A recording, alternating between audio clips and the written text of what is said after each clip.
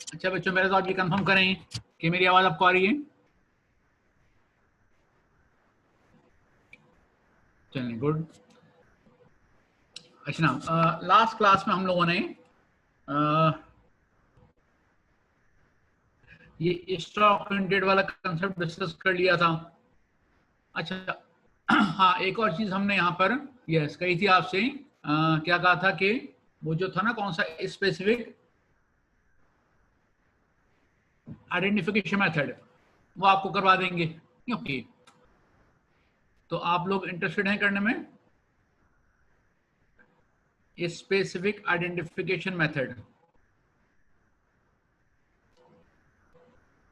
ठीक है, चलें। तो ज्यादा बच्चों ने कहा यस, तो बेटा बस एक काम करना पड़ेगा कि मैं 1-2 मिनट लूंगा, मैं उसकी जरा वो निकाल लूं।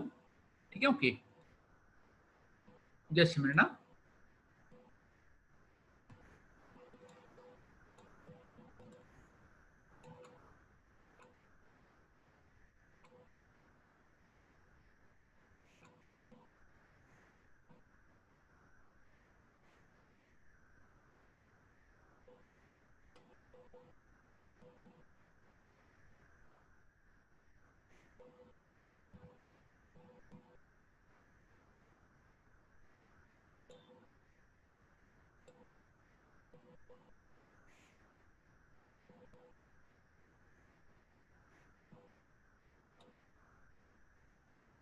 अच्छा देखिए, स्टॉक वैल्यूएशन के जो मेथड्स हैं, उनमें सबसे पहला मेथड है स्पेसिफिक आइडेंटिफिकेशन मेथड। ये आपको बता दें क्या होता है। ओके, उसका दूसरा मेथड है फीफो मेथड। उसके बाद जो मेथड है वो है वेटेड एवरेज मेथड। चलें, अब आप मुझे एक चीज बताइएगा, वो ये कि जो वेटेड एवरेज मेथड है ना, उसमें फिर दो मेथड्स होते हैं। ठीक है, वेटेड एवरेज मेथड के दो पोर्शंस हैं, दो मेथड्स हैं। कौन कौन से, कौन बताएगा? वेटेड एवरेज मेथड दो होते हैं, कौन कौन से?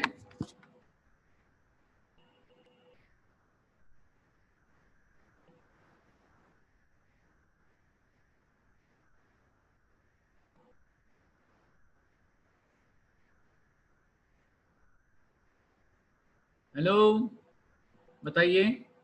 वेट एवरेज के दो मेथड्स होते हैं, कौन कौन से? मैंने आप लोग कर चुके हैं स्टॉक वैल्यूएशन।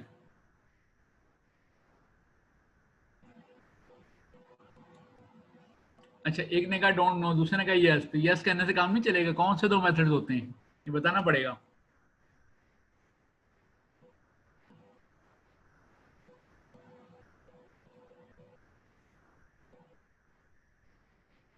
अच्छा, मैंने आपसे क्वेश्चन किया कौन से दो दो मेथड्स होते हैं, कौन से, तो आपने कहा यस। तो दो ही बात हो गई कि क्वेश्चन आए कि what do you understand by the following terms, आप लिख दें साहब वी अंडरस्टैंड। ठीक है, ओके, मेरी क्लास चलो। ठीक है, चलें, कौन बताएगा कि दो मेथड्स कौन कौन से हैं? अच्छा लिख दो, डोंट नो, जैसे एक बच्चे ने लिखा है।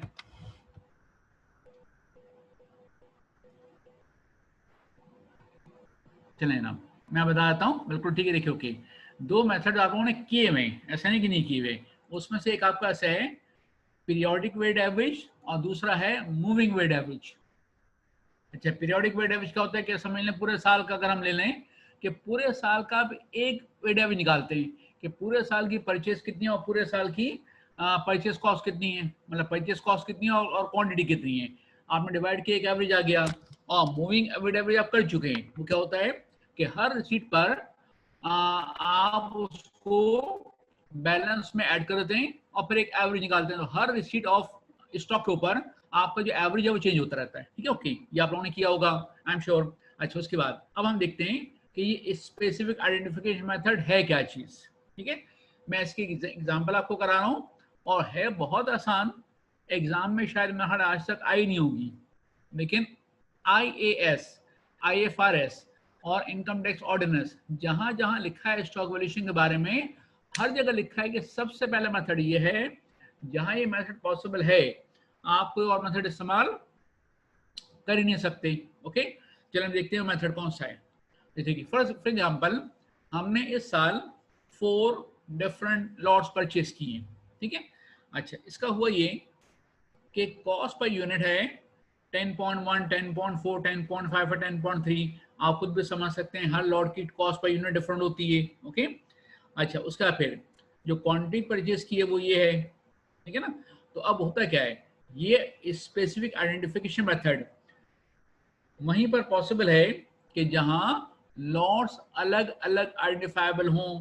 जब आपने स्टोर में माल रखा, गोडाउन में माल रखा आपने, तो आपको पता है कि लॉट नंबर 1 यहाँ पे रखा है, 2 यहाँ पर है, 3 यहाँ पर है, 4 यहाँ पर है। ओके, अच्छा, इसी के से जब आप माल इशू करें स्टोर से प्रोडक्शन डिपार्टमेंट में, तो वहां पर भी आइडेंटिफिकेशन मौजूद हो।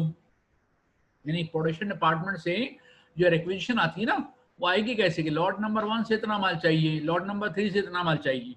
तो आप इश्यूज भी आपको आइडेंटिफाई कर दिए गए। तो जब स्टोर कीपिंग भी आइडेंटिफाइड हो लॉट वाइज, और जो स्टोर्स के इश्यूज हैं वो भी आइडेंटिफाइड हों, इसका मतलब कि जो स्टॉक, क्लोजिंग स्टॉक है, वो भी आइडेंटिफाइबल हो गया ना। ठीक है, आप सुने, अब अगर आपको बताया जाता है कि क्लोजिंग स्टॉक है 1050 kg, तो आपको पता है कि ये 1050 का ब्रेकअप क्या है। लॉट नंबर 1 से कितना बाकी बचा है, 100 kg, लॉट नंबर 2 से 900 kg, lot number 3 0, lot number 4 50। तो अब आप क्या करेंगे, जिस लॉट का जितनी क्वांटिटी है वो उसको उसी के रेट से मल्टीप्लाई करेंगे और आपका स्टॉक की वैल्यूएशन आ जाएगी। तो जरा एक काम करें, इसको आप जरा कॉपी करना चाहें कॉपी कर लें, और मुझे फिर आप जरा वर्कआउट करके बताइए कि क्लोजिंग स्टॉक की वैल्यू कितनी आती है। मुझे जरा वर्कआउट करके बताइएगा कि क्लोजिंग स्टॉक की वैल्यू कितनी आती है।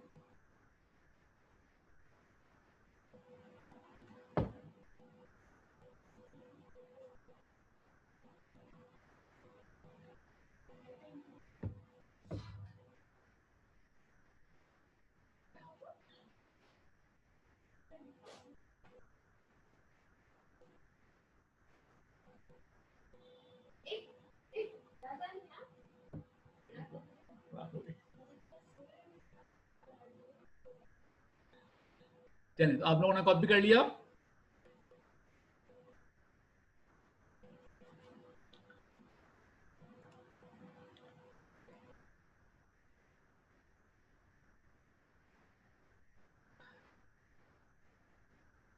अच्छा, इसमें जरूरी कि केजी में कुछ यूनिट्स हों, क्या आपका रॉ मटेरियल केजी में नहीं हो सकता, जरूरी कि यूनिट्स में ही हो, नॉट नेसेसरी।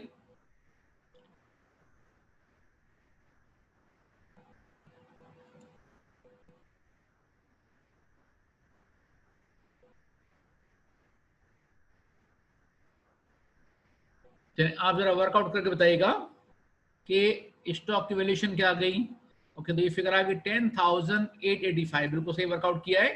तो फिगर आपका क्या आ गई, 10,885। तो ये आपके पास स्टॉक वैल्यूएशन का सबसे पहला मेथड था। ओके, और IFRS में भी इसका जिक्र है, आप लोग शायद स्किप करके बहरहाल। चलें आगे चलते हैं, कि सबने कॉपी कर लिया, क्लिक कर लिया, तो हम फिर आगे बढ़ सकते हैं।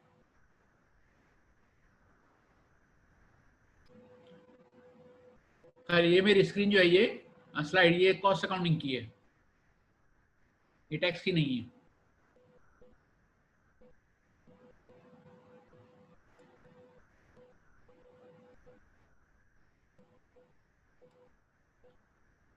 ठीक है जी, तो आप लोग क्लिक कर चुके हैं, तो मैं इसको आगे लेके चलता हूँ। ठीक है, ये तो हम कर देंगे इसको बंद।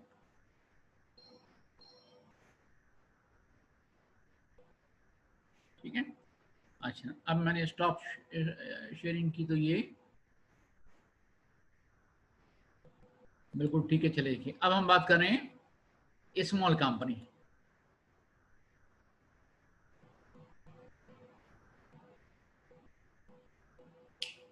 अम्मी आई होंगी, अम्मी आई होंगी, देखो।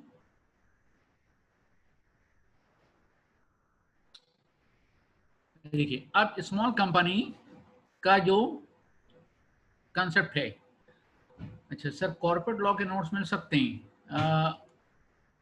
कॉर्पोरेट लॉ के मेरे अपने नोट्स नहीं है, बल्कि आईकैप का स्टडी पैक है। ठीक है, वो मिल सकता है, लेकिन वो बहुत लिमिटेड है। जो आईकैप का जो स्टडी पैक है वो कैफ लेवल का है, उसमें सिलेबस बहुत कम है, ठीक है।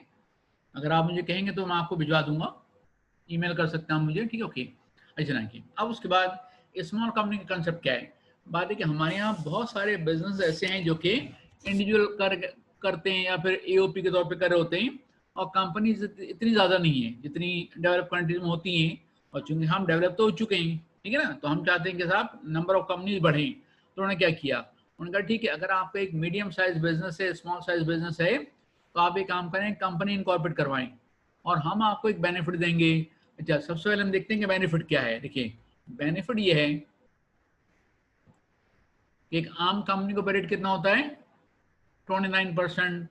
स्मॉल कंपनी की डेफिनेशन में अगर आप आ जाएंगे तो रेट क्या होगा, 23% होगा। तो अब हम देखते हैं कि स्मॉल कंपनी की डेफिनेशन क्या है, जरा इसको पढ़ें।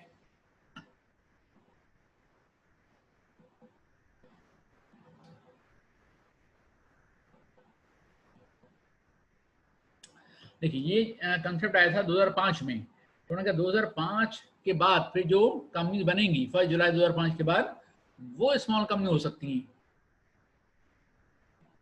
तो अगर कोई कंपनी इस डेट से पहले इनकॉर्पोरेट हो चुकी है तो वो फिर स्मॉल कंपनी की डेफिनेशन में नहीं आएगी, ठीक है। अच्छा, अब एक तो कंडीशन हो गई 2005, ठीक है। उसके बाद कंडीशंस क्या हैं, 4 कंडीशन, और चारों में चारों आपको फुलफिल करनी है। तो ये क्या है कि पेड अप कैपिटल कितना होना चाहिए plus reserves not exceeding 50 million, ठीक है। अच्छा, अब हम देखते हैं, साथ में भी डिस्कस कर लेते हैं कि अगर ज्यादा हो गए तो क्या होगा, फिर आप स्मॉल कंपनी नहीं रहेंगे। अच्छा, यहाँ आसानी क्या है, आपका आपने कंपनी बनाई, पेड अप कैपिटल है 30 मिलियन। अच्छा, रिजर्व ज्यादा होने लगे तो भी आप डिविडेंड दे दो। आप कंपनी रिजर्व को कम कर सकती है ना, डिविडेंड दे दे, रिजर्व कम हो जाएंगे। तो ये तो हमारे अपने हाथ में होता है। फिर उसके बाद ये पढ़ें जरा।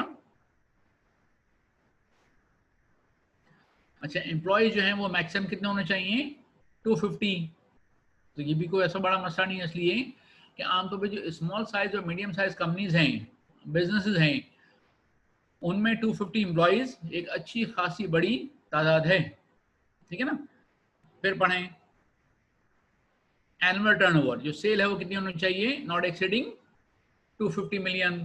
तो मेरा ख्याल है कि स्मॉल साइज और मीडियम साइज के लिए 250 मिलियन भी अच्छा अच्छी बड़ी फिगर होती है। और आखिर में क्या है, देखिए, ये वो पैराग्राफ है कि अगर एक कंपनी 2005 से पहले इनकॉर्पोरेट हो चुकी थी और उसकी फैक्ट्री मिसाल के तौर पर, तो उसी जगह आपने क्या किया कि एक कंपनी बंद कर दिया, दूसरी कंपनी खोल ली, ठीक है। तो ये रिकॉन्स्टिट्यूशन और रिकंस्ट्रक्शन स्प्लिट अप वगैरह ये नहीं चलेगा। उन्होंने कहा साहब बिजनेस पुराना है तो एओपी का बिजनेस हो तो वो कंपनी कन्वर्ट करें, एक कंपनी दूसरी कंपनी में शिफ्ट हो जाए तो वो नहीं चलेगा, ओके। अच्छा, अब हम देखते हैं एक चीज ऑप्शन, देखिए मिसाल के तौर पर ये वाली कंडीशन आप ले लें, ठीक है ना। अच्छा, आप 2 साल से स्मॉल कंपनी हैं, ठीक है। इस साल अगर आपकी सेल 250 मिलियन से क्रॉस कर गई तो इस साल आप स्मॉल कंपनी नहीं रहोगे और आपके ऊपर रेट क्या अप्लीकेबल होगा, 29%। अच्छा, अगले साल फिर सेल कम हो जाए तो फिर आप स्मॉल कंपनी हो जाएंगे। ये कंडीशन आपको हर साल देखनी है और ईयरली बेस पे देखनी है। किसी एक साल कंडीशन फुलफिल ना हो कोई एक भी, तो ये नॉर्मल कंपनी हो गई। फिर अगले साल फिर सारी कंडीशन फुलफिल हो जाएंगी तो फिर ये स्मॉल कंपनी हो जाएगी। अच्छा, अब ये स्मॉल कंपनी के ऊपर थ्योरेटिकल क्वेश्चंस काफी आ चुके हैं, आईसीएमए में भी और आई कैप में भी। अच्छा, अब मुझे एक बच्चे ने बताया बड़ा इंटरेस्टिंग केस, वो क्या था, उन्होंने कहा सर जरा चीजें मिक्सअप हो जाती है ना, तो उसने क्या किया, एम्प्लॉयज के आगे लिख दिया 250 मिलियन और जो सेल्स है उसके आगे मिलियन ने लिखा। तो अब आपको सोच सकते हैं कितनी इंटरेस्टिंग सिचुएशन बन सकती है। ये सेल्स मैक्सिमम कितनी हो, 250 रुपीज ओनली, और एम्प्लॉयज कितने हो, 250 मिलियन, ओके। चले बहरहाल, तो ये था आपका स्मॉल कंपनी। तो इस तरह के क्वेश्चंस आईसीएमए में भी आ चुके हैं, 4 मार्क्स का, कभी 6 मार्क्स का, ओके। अच्छा, इसके बाद अब आपके पास है para 4 choice of a business medium. अच्छा, ये मैं आपको पूरा नहीं करवाऊंगा, ठीक है, इसकी मैं आपको बताता हूँ समरी, ठीक है ना। वो इसलिए कि choice of a business medium ये एक तरह से है टैक्स प्लानिंग, ठीक है, ओके। अच्छा, टैक्स प्लानिंग जो है वो आपके सिलेबस में हल्का फुल्का सा जिक्र है उसका, लेकिन ऐसा कोई इनकम टैक्स ऑर्डिनेंस में ऐसा कोई सेक्शन नहीं है टैक्स प्लानिंग का। ओके, और दूसरे के साथ जो टैक्स प्लानिंग का क्वेश्चन है वो आज तक आईसीएमए में आया नहीं है, कैफ में नहीं आया, तो फिर हमने यहाँ पे क्यों लिखा है, इसलिए कि सीए फाइनल में एक क्वेश्चन आ चुका है 11 मार्क्स का। ओके, और चूंकि आपके सिलेबस में एक जगह टैक्स प्लानिंग का वर्ड इस्तेमाल हुआ है, तो हो सकता है कि इस तरह का क्वेश्चन आपके पास भी आ जाए, हो सकता है। ओके, तो अब मैं जरा इसकी आपको बताता हूँ जरा समरी।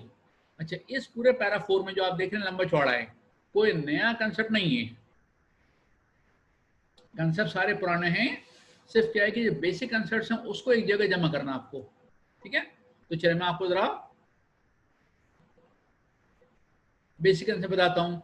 तो सुनिए, मिसाल के तौर पर आपको एक बिजनेस शुरू करना है, ठीक है। ओके, अच्छा, अब बिजनेस आपको शुरू करना है तो कैसे कर सकते हैं, आप काम कर सकते हैं एज एन इंडिविजुअल।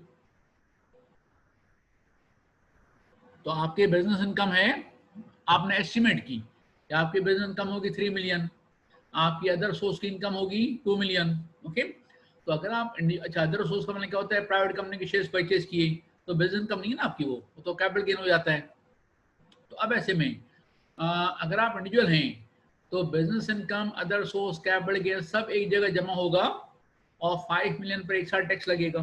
ठीक है ना। ओके, अच्छा, फिर आप एक काम कर सकते हैं कि बिजनेस को आप करें एज एन एओपी, घर के किसी फर्द को ले लें आप और उसको आप छोटा मोटा 1% का पार्टनर बना लें, 99% आपके पास हो। ओके, और जब आप ये काम करेंगे ना, तब होगा पता क्या है, एओपी की इनकम बिजनेस इनकम होगी और जो कैपिटल गेन है आपकी अपनी इनकम होगी। ठीक है, तो क्या हुआ कि अब 3 मिलियन और 2 मिलियन अलग अलग हो गए ना, तो रेट थोड़ा सा कम हो जाएगा। अच्छा, फिर आपको पता है कि एओपी में आपने क्या किया था, एओपी ने टैक्स पे किया, फिर टैक्स पे करने के बाद, टैक्स लायबिलिटी वर्कआउट करने के बाद आपका पास आ गई डिविजन इनकम, उसको आपने डिवाइड किया और फिर आपकी इनकम में शामिल होगा फॉर इट पर्पस, क्या चीज शामिल होगी, share of profit from AOP. ठीक है ना। ओके, तो अब ऐसे में आपका टैक्स बर्डन थोड़ा सा बढ़ जाएगा। ठीक है। ओके, दूसरा आप एक काम और कर सकते हैं कि आप एक प्राइवेट कंपनी बना लें।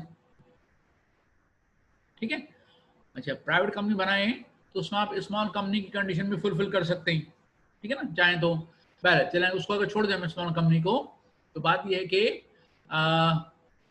बिजनेस इनकम किसकी होगी, कंपनी की, कैपिटल गेन आपका होगा। अच्छा, कंपनी कितना टैक्स पे करती है, 29%। फिर उसके बाद कंपनी का जो प्रॉफिट बाकी बचता है उस पर डिविडेंड इनकम पे टैक्स लगता है 15%। फिर आपकी अपनी जो कैपिटल गेन की इनकम है उस पर टैक्स लगेगा। तो बेसिकली आपका 3 रास्ते हो गए, एक इंडिविजुअल, एक एओपी और एक कंपनी। तीनों में आप देखेंगे जो गिवन फिगर हैं उस पर टैक्स लायबिलिटी कितनी आ रही है ओवरऑल। अच्छा, इंडिविजुअल में तो एक ही जगह टैक्स आएगा, एओपी में क्या होगा कि एओपी का टैक्स होगा और फिर आपका अपना टैक्स होगा, दोनों मिला के देखेंगे। कंपनी में 3 जगह टैक्स लगेगा, एक कंपनी के ऊपर टैक्स लगने वाला है, एक डिविडेंड इनकम के ऊपर और फिर एक आपकी इनकम के ऊपर। ठीक है, वो तीनों को टोटल कर लेंगे और फिर तीनों तरीकों में आप देखें कि आपकी टैक्स लायबिलिटी सबसे ज्यादा कम कहाँ रही है। ठीक है ना, जहां आपकी कम टैक्स लायबिलिटी होगी वो आपके लिए फिजिबल है। ठीक है ना, तो इसमें आपने देखा कि कोई नया कंसेप्ट आपके सामने आया नहीं आया। अच्छा, अब एक और चीज सुनेगा, अगर कोई कंपनी है तो कंपनी अपने ऐसे शेयर होल्डर जो कि डायरेक्टर भी होते हैं ना, शेयर होल्डर ही डायरेक्टर होते हैं और डायरेक्टर आमतौर पर एम्प्लॉय भी होते हैं। ठीक है, और दूसरे एम्प्लॉयज भी हैं। तो जो आपके शेयर होल्डर एम्प्लॉयज हैं, डायरेक्टर्स हैं, उनको सैलरी दे सकती है ना कंपनी, बिल्कुल दे सकती है। तो कंपनी की इनकम डिस्ट्रीब्यूट हो जाती है। ठीक है, सैलरी एक्सपेंस हो गया, कंपनी की इनकम कम हो गई, आपकी इनकम सैलरी इनकम आ गई, तो रेट थोड़ा कम हो जाता है। अच्छा, लेकिन आपको पता है कि पढ़ चुके आप लोग, एओपी अपने मेंबर को सैलरी पे अगर करे तो उसे हम डिसअलाउ कर देते हैं, ऐड कर देते हैं और फिर वो शेयर ऑफ प्रॉफिट के तौर पर कंपनी इंडिविजुअल के हाथ में रेट वापस के लिए आ जाती है। ठीक है, तो इसमें कोई नया कंसेप्ट आपने नहीं देखा। अच्छा, इसके बाद अब एक और चीज सुनेगा, एक इंडिविजुअल अपने आप को सैलरी नहीं दे सकता, ठीक है ना। ये एक एग्जाम आ चुका है कि मिस्टर ए बिजनेस कर रहे हैं, उसने मिस्टर बी को भी अपने साथ रखा हुआ है, मिस्टर बी उसका भाई है, ये पार्टनरशिप फर्म नहीं है, इंडिविजुअल के तौर पे काम कर रहा है, लेकिन उसने अपने भाई को अपना एम्प्लॉय बनाया हुआ है, तो उसने और खुद भी काम कर रहा है, तो उसने क्या किया, भाई की सैलरी भी और अपनी सैलरी भी दोनों पीएनएल अकाउंट में चार्ज कर दी। तो भाई की सैलरी चार्ज हो सकती है, ठीक है, लेकिन एक इंडिविजुअल अपने आप को सैलरी नहीं दे सकता। असल में वो सैलरी नहीं है, बल्कि वो ड्राइंग है, मंथली हो सकती है ड्राइंग। तो वो जो अपने आप को सैलरी दे रहे हैं वो तो एड बैक करना है। तो चलें काम कीजिएगा, अब ये आप पूरा पैराग्राफ पढ़ें, ओके, और उसके बाद इसमें आपको कोई नया कंसेप्ट नहीं मिलेगा, सारे पुराने कंसेप्ट रिवाइज होंगे। उसके बाद अब क्या होगा कि आप हमारे क्वेश्चन हैं वो आप सॉल्व करेंगे, उसका आंसर से इसको चेक कर लेंगे, और उसके बाद जो है वो सीए फाइनल का क्वेश्चन है 11 मार्क्स का, वो आप करने की पोजीशन में आ जाएंगे। और हमारे क्वेश्चन में भी और आपके सीए फाइनल क्वेश्चन में भी बेसिक वर्किंग होगी, कोई नया कंसेप्ट आपके सामने आने वाला नहीं है, ठीक है। लेकिन सुनिए, ये करना पता है क्यों जरूरी है, इसलिए कि अगर कभी फेस टू फेस मुलाकात हो और बुक आपके पास हो, तो मैं आपको बता सकता हूँ कि अच्छे खासे क्वेश्चन ऐसे हैं कि जो सीए कैफ के या सीए फाइनल के क्वेश्चन एज इट इज आईसी में आ चुके हैं। तो ये जो 11 मार्क्स का जो सीए फाइनल क्वेश्चन है वो आपके पास आ सकता है। देखिए, अब किसी ने sir please share example of tax avoidance and tax evasion with respect to tax planning. तो सुनिए जरा, अवॉइडेंस ऑफ टैक्सेशन की हमने आपको बकते एग्जांपल दी थी चैप्टर नंबर 8 में, जहां हम कर रहे थे क्या चीज, रिकैटेगराइजेशन ऑफ ट्रांजैक्शंस, ठीक है। तो वहां पर टैक्स अवॉइडेंस की तो इसकी थी ना, स्कीम थी, एग्जांपल थी। अच्छा, टैक्स अवॉइडेंस की कुछ एग्जांपल आएंगी चैप्टर नंबर 16 में, लॉसेस वाले चैप्टर में। वहाँ बाकायदा जो ग्रुप रिलीफ है, ग्रुप टैक्सेशन है, वो टैक्स अवॉइडेंस की स्कीम है। अच्छा, टैक्स एविजन की मैं आपको कुछ एग्जांपल वैसे दे सकता हूँ, लेकिन उसकी कोई एग्जांपल ऐसा है नहीं, सिवाय इसके कि आप कोई गलत काम कर रहे हो, सेल्स कम शो कर दिखा रहा हूँ, एक्सपेंस हुए नहीं है फिर भी आप चार्ज कर रहे हो, ये सारे टैक्स एविजन है। 4 बिजनेस एक्टिविटीज हैं, 3 शो की, एक नहीं की है, टैक्स एविजन है, ठीक है। वेल्थ स्टेटमेंट में आपने कोई एसेट परचेज किया लेकिन वेल्थ स्टेटमेंट में उसको शो नहीं किया, या बैलेंस शीट में शो नहीं किया, बिजनेस एसेट है, तो ये सब टैक्स एविजन की स्कीम्स होती हैं, ठीक है। अच्छा ना, अब ये पैराग्राफ पूरा पढ़ना आपका काम है, ओके। उसके बाद आप ये वाला हमारा क्वेश्चन जो है ना, इसको आप पढ़ने के बाद सॉल्व करें, हमारे आंसर से इसको चेक करें, और उसके बाद फिर आप जो है, देखिए सारी बेसिक वर्किंग है ये, ठीक है ना, इसमें कोई खास वर्किंग नहीं है, और आप एक तरह से इस तरह से कंपनी बना सकते हैं, ठीक है, ओके। इसके बाद अब ये क्वेश्चन है 11 मार्क्स का, ये आप क्वेश्चन सॉल्व कर सकते हैं, ठीक है, ओके। अच्छा, इसके बाद अब जो हमारे पास इस चैप्टर में छोटी मोटी चीजें तो हैं खैर, लेकिन 2 मेन एरियाज हैं, एक है मिनिमम टैक्स और एक है एसीटी, ऑल्टरनेटिव कॉर्पोरेट टैक्स। ये दोनों कर लें तो हमारे चैप्टर समझने मुकम्मल हो जाएगा, बाकी 2-3 चीजें छोटी मोटी हैं वो देख लेंगे, ठीक है, ओके। लेकिन अब कंसेप्ट क्या है, मैं आपको छोटी सी एग्जांपल दूं फिर ये पढ़ेंगे। देखिए, आप हैं एक कंपनी, ओके, आपकी टर्नओवर है कितनी, 100 मिलियन, ओके। अच्छा, अब 100 मिलियन की टर्नओवर है, लेकिन जरूरी नहीं कि टर्नओवर ज्यादा हो तो प्रॉफिट भी ज्यादा हो, तो आपका प्रॉफिट एक अच्छी खासी बड़ी फिगर हो सकती है, हो सकता है 100 मिलियन पर आपको 25-30 मिलियन का प्रॉफिट हो। अच्छा, हो सकता है कि 5-6 मिलियन का प्रॉफिट हो सकता है कि लॉस हो जाए, हो सकता है ना, ओके। तो अब ऐसे में उन्होंने पता क्या कहा कि जो नॉर्मल टैक्स आप वर्कआउट कर रहे हैं वो तो आप करें, लेकिन साथ में काम ये करें कि आप जरा टर्नओवर का, सेल, इसका 1.5% वर्कआउट करें, तो आपकी सेल तो कितनी है, 100 मिलियन, ठीक है। अच्छा, अब इसका आपने वर्कआउट किया 1.5 मिलियन, तो ये हो गया 15 लाख रुपए। तो ये तो अभी वर्कआउट करके छोड़ दें। अब आपको पहले वर्कआउट करना है नॉर्मल टैक्स।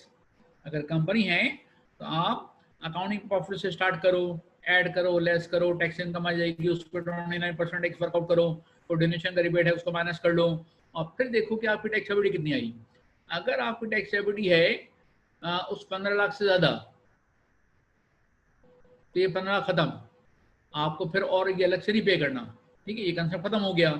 लेकिन अगर आपकी लायबिलिटी है कितनी, 12 लाख रुपए, और 1.5% कितना बनता है, 15 लाख रुपए, तो आपकी टैक्स लायबिलिटी 12 लाख से बढ़ करके 15 लाख हो जाएगी।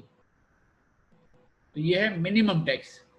तो 1.5% क्या हो गया कि आपकी normal tax liability 1.5% of turnover से कम नहीं होनी चाहिए। ठीक है, अच्छा ना, अब इसको हम पढ़ते देखिए, द फॉलोइंग बिजनेस एंटिटी। अब ये कौन सी बिजनेस एंटिटीज हैं जिस पर ये पैराग्राफ एप्लीकेबल है। ठीक है, देखिए उसमें सबसे पहले है रेजिडेंट कंपनी, तो नॉन रेजिडेंट के ऊपर ये कंसेप्ट एप्लीकेबल नहीं है, उसकी जो भी टैक्स एबिलिटी है वो है, कम है तो कम, ज्यादा है तो ज्यादा, ओके। लेकिन रेजिडेंट कंपनी को आप क्या करोगे, नॉर्मल टैक्स लायबिलिटी से कंपेयर करोगे किसके साथ, 1.5% के साथ। अच्छा, इसके बाद इंडिविजुअल एओपी जिसका टर्नओवर 10 मिलियन से 10 मिलियन हो उससे ज्यादा हो। इसका मतलब क्या हुआ कि अगर 10 मिलियन से कम है तो आपको मिनिमम टैक्स वर्कआउट करके चेक नहीं करना। तो जो आपने 18.1 हमने लास्ट टाइम आपके साथ शेयर किया था, और आई एम श्योर कि आपने उसको सॉल्व कर लिया होगा, उसमें आप देखो टर्नओवर कितनी है, निकालो जरा 18.1। चलिए 18.1 निकाल के मुझे बताइएगा कि उसमें टर्नओवर कितनी है।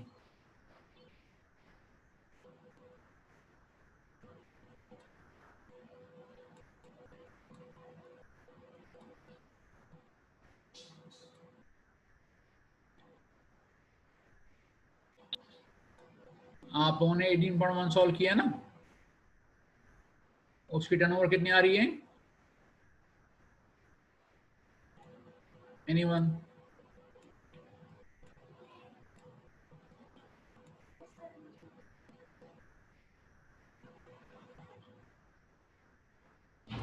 अच्छा ना, तो उसकी टर्नओवर है वो 10 मिलियन से कम है।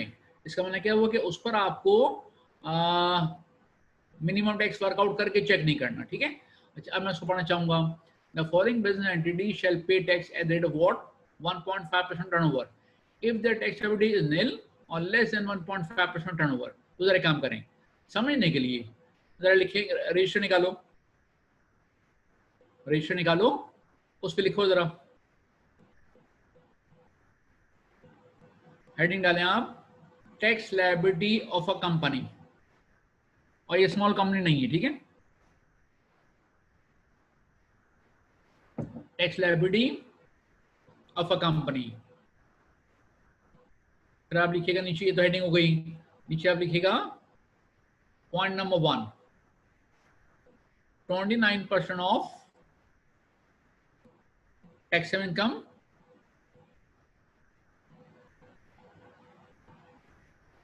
Less rebates.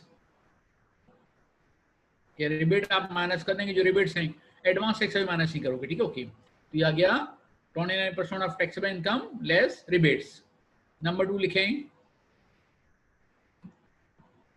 1.5% of turnover, 1.5% of turnover.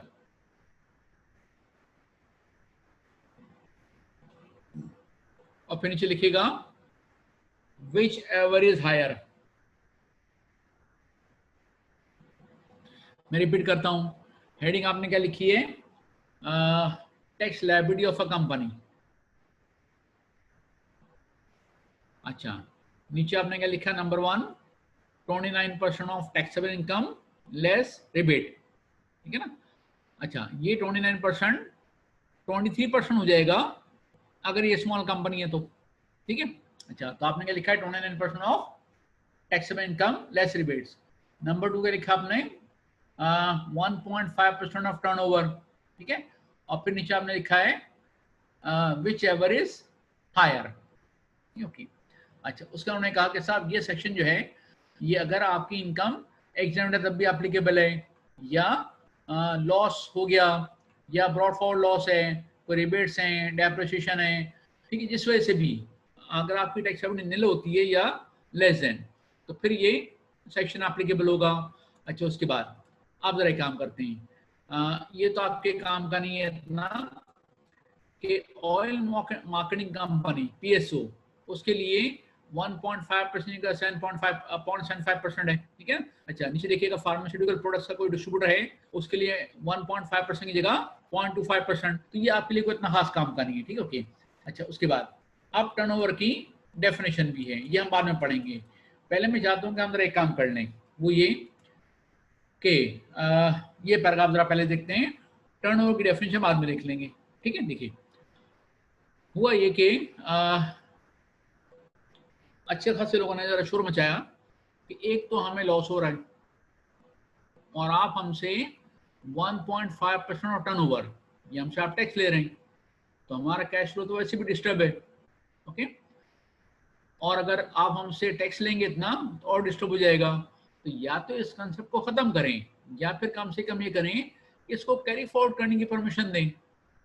तो ये दूसरा आइडिया जरा एफबीआर को पसंद आया, तो अब जरा पैराग्राफ पढ़े हम।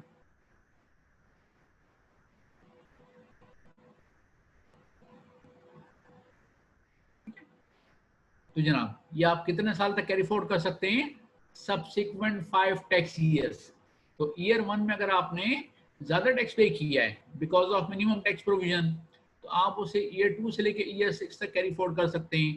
तो ये कैरी फॉरवर्ड करने की एग्जांपल एग्जाम में आ सकती है, ओके। तो ये मैं आपको करवा देता हूँ, देखिए ना, ये एग्जांपल ईयर 1 में नॉर्मल टैक्स आपका कितना है? 10,000। अच्छा, ये 10,000 कैसे आया? 29% of tax liability, rebate minus करने के बाद फिर ये फिगर आ गई, और 1.5% टर्नओवर कितना बना? 60,000। तो आपकी टैक्स लायबिलिटी कितनी बन जाएगी? 60,000। और आप कितना एक्सेस पे कर रहे हैं इस 1.5% की वजह से? 50,000। ये 50,000 आपने कैरी फॉरवर्ड करना है, ठीक है। इसके बाद फिर ईयर नंबर 2। अच्छा, अगर आप ईयर 1 को फिलहाल भूल जाएं, तो नॉर्मल टैक्स लायबिलिटी आपकी है 90,000, 1.5% टर्नओवर ये है 63,000। इन दोनों में से हायर है 90,000, वो आपकी लायबिलिटी बन जाएगी ईयर 3 में 1,20,000। तो अब एक बड़ा सिंपल सा कंसेप्ट है, बस 1 मिनट के बाद इंशाल्लाह हम नमाज का ब्रेक कर लेंगे, ठीक है। देखिए, ओके, कंसेप्ट क्या है?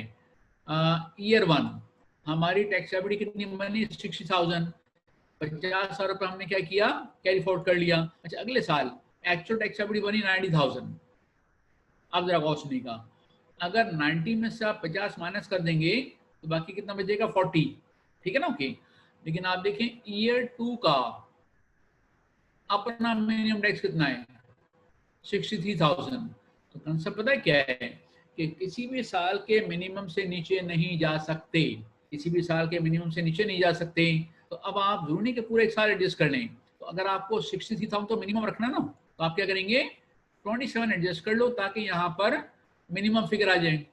तो जरूरी नहीं कि 50,000 रुपये आप पूरा एक साल एडजस्ट करो। 27 आपने एडजस्ट कर लिया और 23,000 बाकी बचाओ, आपने फिर कैरी फॉरवर्ड कर दिया, तो अगले साल इतनी गुंजाइश है कि आप पूरा एडजस्ट कर सकते हैं। तो यहाँ एक कंसेप्ट क्या समझा आपने, कि अगर कुछ एक्सेस आपने पे किया है इस मिनिमम टैक्स के प्रोविजन की वजह से, तो आप कैरी फॉरवर्ड कर दोगे। और कैरी फॉरवर्ड करने में, अगले साल के एडजस्ट करने में इतना ज्यादा एडजस्ट ना करो कि उस साल के मिनिमम से नीचे चले जाओ, ठीक है। चलें, नमाज के ब्रेक के बाद फिर हम इंशाल्लाह टर्नओवर की डेफिनेशन डिस्कस करेंगे, ठीक है। लेकिन 7:40 पर हम लोग मिलते हैं।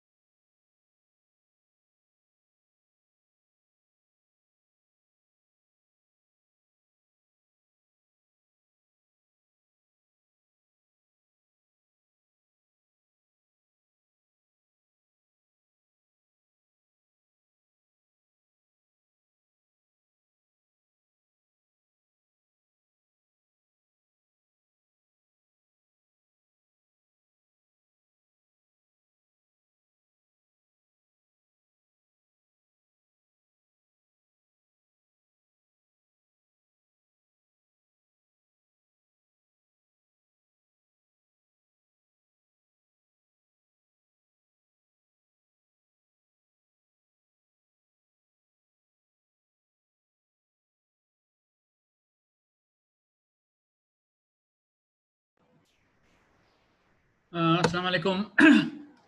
अच्छा, फिर एक बंदा कंफर्म कीजिएगा, आप लोगों को आवाज आ रही है?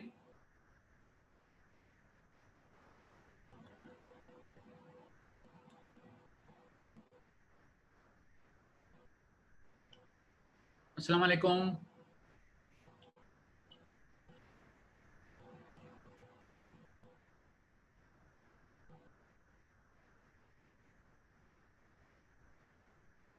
Hello, okay. अच्छा ना, अब हम बात ये करते हैं, मैं इसको जरा रिपीट कर लेता हूँ। देखिए, हुआ ये कि यहाँ पर इस जगह ये पैराग्राफ ये है कि दो केसेस में, बल्कि तीन हम कहेंगे कि तीन केसेस में ये मिनिमम टैक्स का कंसेप्ट एप्लीकेबल होता है। अच्छा, इसको हम टर्नओवर टैक्स भी कहते हैं, इसको हम आमतौर पर टर्नओवर टैक्स का नाम भी देते हैं। ओके, कि रेजिडेंट कंपनी के ऊपर, अच्छा, वो इंडिविजुअल जो कि बिजनेस कर रहा हो और जिसकी टर्नओवर 10 मिलियन से या उससे ज्यादा हो। अच्छा, एओपी बिजनेस कर रही है और उसका टर्नओवर जो है वो 10 मिलियन है उससे ज्यादा हो। ओके, अच्छा, अब होगा क्या कि अगर कंपनी है या इंडिविजुअल एओपी, आप पहले तो नॉर्मल टैक्स वर्कआउट करेंगे, फिर उसमें से आप रिबेट कैलकुलेट करेंगे, माइनस करेंगे। ओके, और फिर जो टैक्स लायबिलिटी आएगी एडवांस टैक्स माइनस करने से पहले, ठीक है, उसको आप कंपेयर करेंगे किसके साथ? 1.5% टर्नओवर के साथ, and then whichever is higher, उसके बाद फिर विच एवर इज हायर हो जाएगा। ओके, अच्छा, अब ऐसे में कुछ केस में 1.5 की जगह रेट जरा कम है, तो ये स्पेसिफिक केसेस हैं। इतनी स्पेसिफिक स्टडी आपको एग्जाम के लिए नहीं करनी होती, तो उसको आप एक बंदा गो थ्रू करने काफी है, ये कोई याद करने की जरूरत नहीं मेरा ख्याल है। आप कह सकते हैं हमने वैसे भी कौन सी चीजें याद करनी है, हम आप कह रहे हैं। बहरहाल, तो सुने जरा, अब ऐसा है कि ये डेफिनेशन हम बाद में पढ़ेंगे। अब हुआ ये कि ये एक बेनिफिट दिया गया कि अगर इस साल आप ज्यादा टैक्स पे कर देते हैं मिनिमम टैक्स के होने की वजह से, तो जितना आपने एक्सेस पे किया आप उसे कैरी फॉरवर्ड कर लीजिए। ठीक है, तो कितने साल तक कैरी फॉरवर्ड कर सकते हैं? 5 साल तक। अच्छा, और मिसाल के तौर पर अगर पहले 3 साल आपके नॉर्मल टैक्स कम है, मिनिमम टैक्स ज्यादा है, तो तीनों को आप कैरी फॉरवर्ड करोगे ना। लेकिन हर साल का, क्योंकि टाइम पीरियड अलग अलग है, ईयर 1 का एक्सेस है तो वो ईयर नंबर 6 तक जाएगा, ईयर 2 का तो ईयर नंबर 7 तक जाएगा। तो इसलिए हम इसे एडजस्ट कैसे करेंगे? फीफो मेथड, पहले साल का पहले एडजस्ट करेंगे, फिर उसका दूसरे साल का, फिर तीसरे साल का। अच्छा, यहाँ तो हम एक एग्जांपल के ले रहे हैं सिंपल सी, के नॉर्मल टैक्स एबिलिटी है कितनी? 10,000, और 1.5% ऑफ टर्नओवर कितना बन गया? 60,000। तो इन दोनों में से जो हायर है वो हमारी टैक्स लायबिलिटी होगी, राइट। अच्छा, इसके बाद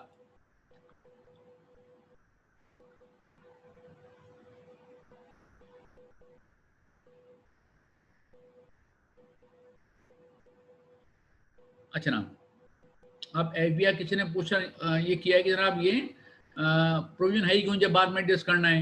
उन्होंने कहा वो बात की तो बाद में देखी जाएगी ना, फिर तो नया नया पाके समझ आता है, हर 5 साल के बाद आपको बताएं। ठीक है, ओके। तो उन्होंने कहा साहब ये करें कि आप ये तो आप पे कर दें, बाकी फिर बाद में देखेंगे, क्योंकि किसी गवर्नमेंट को नहीं पता कि अगले साल वो होंगे नहीं होंगे। ठीक है, अच्छा ना, अब ऐसे में ईयर 2 में 90,000 है, ईयर 3 में 1,20,000 है। तो अब ये याद रखिएगा कि ईयर 2 का मिनिमम कितना है? 63,000। तो इतना एडजस्टमेंट ना करें कि ईयर 2 के मिनिमम से नीचे चले जाओ। तो इसलिए हमारी एडजस्टमेंट कैसे होगी? पहले साल में टैक्स एबिलिटी है कितनी? 60,000, और चूंकि हम 50,000 ज्यादा पे कर रहे हैं ना, नॉर्मल टैक्स का 10,000, तो हमने 50,000 रुपए कैरी फॉरवर्ड करना है। अब अगले साल हमारी टैक्स लायबिलिटी नॉर्मल है कितनी? 90,000। अगर आप पूरा 50 ऊपर वाला माइनस कर देंगे तो हो जाएगा कितना? 40,000। तो ये तो इस साल के मिनिमम से नीचे चला जाएगा, और किसी भी साल के मिनिमम से नीचे नहीं जाना। तब हमें मिनिमम रखना है कितना? 63,000। तो उसके लिए रखने के लिए क्या करना पड़ेगा कि हम सिर्फ एडजस्ट कर सकते हैं कितना? 27,000। तो ये जो 50,000 रुपये हमने कैरी फॉरवर्ड किया है, इसलिए कोई ऐसी कंडीशन नहीं कि एक साथ ही एडजस्ट करें, इसको 5 साल तक एडजस्ट कर सकते हैं ना, तो कुछ अभी एडजस्ट कर लें, कुछ बाद में एडजस्ट कर लीजिएगा। तो अगले साल आपके पास इतनी गुंजाइश है कि आपने पूरा 23,000 एडजस्ट कर लिया, ठीक है। तो अब इसमें एक छोटा सा कंसेप्ट बाकी बचा है, वो है टर्नओवर किसे कहते हैं, ठीक है। देखिए ना, टर्नओवर की डेफिनेशन ये है, क्योंकि देखिए टर्नओवर मींस सेल्स, लेकिन सेल्स में आप कुछ शामिल नहीं करोगे। तो अगर ऑलरेडी एक्सक्लूड किए तो ठीक है, नहीं है और इंक्लूड किया तो एक्सक्लूड करो उसको। इसमें क्या होता है, सेल्स टैक्स। तो सेल्स टैक्स सेल वैल्यू में इंक्लूड होता भी नहीं है, क्योंकि सेल टैक्स हमारी इनकम थोड़ी है। जो सेल्स टैक्स है वो हमारी इनकम वैसे भी नहीं है ना, वो तो हम कलेक्ट करके किसको देते हैं, एफबीआर को देते हैं। तो ये तो हमारी इनकम वैसे भी नहीं है, ठीक है। अच्छा, जैसे किसी अगर हम एक्साइज ड्यूटी चार्ज करते हैं तो ये भी हम गवर्नमेंट को पे कर रहे होते हैं, हमारी इनकम थोड़ी होती है। तो ये दोनों एक्सक्लूड करना ही करना है, ठीक है। ओके, हाँ ये जरा थोड़ा सा इंपॉर्टेंट है, trade discount shown on invoices. अब देखिए, ये मैं आपको एक कंसेप्ट बता रहा हूँ जो यहाँ भी काम आएगा और सेल्स टैक्स में भी काम आएगा, ठीक है। सुना जरा गौर से। डिस्काउंट जो हमारे पास 4 डिफरेंट टाइप्स का होता है। अच्छा, जब यहाँ उन्होंने कहा trade discount shown and invoices, इसका मतलब ये नहीं कि डिस्काउंट की फिगर अलग से आए। असल क्या है कि डिस्काउंट का इफेक्ट इनवॉइस पे आ जाना चाहिए, इनवॉइस बने नेट फिगर की। तो सुने, एक होता है आपका नॉर्मल ट्रेड डिस्काउंट, या वैसे भी हर एक को डिस्काउंट दे रहे होते हैं, ठीक है। तो ऐसे में अगर हम 10% हर एक को डिस्काउंट दे रहे हैं, आपको भी दिया है, तो इनवॉइस कितने की बनेगी, 100 की रिटेल प्राइस है, आपको हम देंगे 90 में, तो 90 की इनवॉइस बनेगी। अच्छा, दूसरा होता है क्वांटिटी डिस्काउंट, ठीक है। अच्छा, क्वांटिटी डिस्काउंट क्या होता है, वो ये है कि एक सर्टेन क्वांटिटी होती है कि इससे ज्यादा परचेस करोगे तो 3% डिस्काउंट मिलेगा आपको। तो आपने उससे ज्यादा क्वांटिटी परचेस की है, तो इनवॉइस कितने की बनेगी, 97 पर यूनिट, ठीक है ना। तो इसका मतलब कि ये भी आपने कंडीशन फुलफिल कर दी, डिस्काउंट एक्सक्लूड हो गया, ठीक है ना। अच्छा, फिर जो कैश डिस्काउंट है वो 2 होते हैं, एक होता है कैश परचेज डिस्काउंट, एक होता है अर्ली पेमेंट डिस्काउंट। दोनों में क्या फर्क है, परचेज करने आप मेरे पास आए तो कैश लेकर के आओ या चेक दो इसी वक्त, तो ठीक है हम आपको 2% डिस्काउंट दे देंगे, तो इनवाइस कितने की बनेगी, 98 की। अच्छा, अब अर्ली पेमेंट डिस्काउंट क्या होता है, इनवाइस बन गई 100 की, आपको हमने महीने का टाइम दिया कि महीने के बाद पेमेंट करना, और फिर हम आपको कह सकते हैं कि 10 दिन के अंदर पेमेंट कर दोगे तो 1% डिस्काउंट आपको मिलेगा। तो ये जो अर्ली पेमेंट डिस्काउंट है ना, इसका इफेक्ट इनवाइस के ऊपर नहीं आता, ये तो आप बाद में अवेल करते हैं। तो यही वजह है कि जरा इसको पढ़ें आप। जो अर्ली पेमेंट डिस्काउंट है ये हम सेल्स में से नेट नहीं करेंगे, ठीक है। ओके, अच्छा वैसे भी हम करते हैं कि अकाउंटिंग में हम उसको डिस्काउंट एक्सपेंस के तौर पर रिकॉर्ड करते हैं, लेकिन मैं सक तौर पर इसी ने डिस्काउंट एक्सपेंस रिकॉर्ड करने की जगह सेल्स को डेबिट कर दिया, सेल्स में से माइनस कर दिया, तो आप ये 1.5% वर्कआउट करते वक्त अर्ली पेमेंट डिस्काउंट को सेल में ऐड कर लोगे, टैक्स वर्किंग में ऐड नहीं करना, सिर्फ ये जो टर्नओवर की जो वर्किंग है ना इस पर्पस के लिए 1.5% की वर्किंग है, इसके लिए जो डिस्काउंट है आप दे रहे हैं। नॉर्मल वर्किंग में तो आपकी जो टैक्स वर्किंग है उसमें तो अलाउबल एक्सपेंडिचर है वो, ठीक है। लेकिन चूंकि टर्नओवर पर्पस के उन्होंने इसको अलग मतलब इसको अलग नहीं करना है, इसको सेल्स में शामिल होना चाहिए, ओके। अच्छा ना, उसके बाद अब एफटीआर पर मिनिमम टैक्स का कंसेप्ट एप्लीकेबल नहीं है, जैसे मैं सकता हूँ पर एक्सपोर्ट में तो 1% लगता है, तो ऐसे नहीं कि आपको 0.5% और पे करना है, तो एफटीआर के किसी आइटम में मिनिमम टैक्स को उसको कंपेयर नहीं करना है, ठीक है। अच्छा, इसके बाद अब ग्रॉस फी फॉर सर्विसेज। अच्छा, जो सर्विस कंपनी जैसे कोरियर कंपनी है तो वो तो सर्विस प्रोवाइड करती है ना, तो उनकी जो फी फॉर सर्विसेज हैं वो ही उनका टर्नओवर है। अच्छा, कोई कंपनी या एओपी या इंडिविजुअल कमीशन बेस पे काम कर रहा है तो कमीशन उसका टर्नओवर हो गया। And gross receive from contracts, ठीक है ना, कॉन्ट्रैक्टर कोई है तो उसकी जो ग्रॉस बिलिंग है वो टर्नओवर है उसका, एक्सक्लूडिंग कवर्ड अंडर एफटीआर। जैसे अभी रिसेंटली उन्होंने क्या किया, आपने शायद सुना होगा मीडिया के ऊपर, बिल्डर और डेवलपर को उन्होंने कहा फिक्स टैक्स पे करना, खत्म बात, तो उनके ऊपर फिर टर्नओवर टैक्स की एप्लीकेशन नहीं होगी। ठीक है, इसके बाद अब ये जरा थोड़ा सा टेक्निकल है, पढ़ें इसको जरा।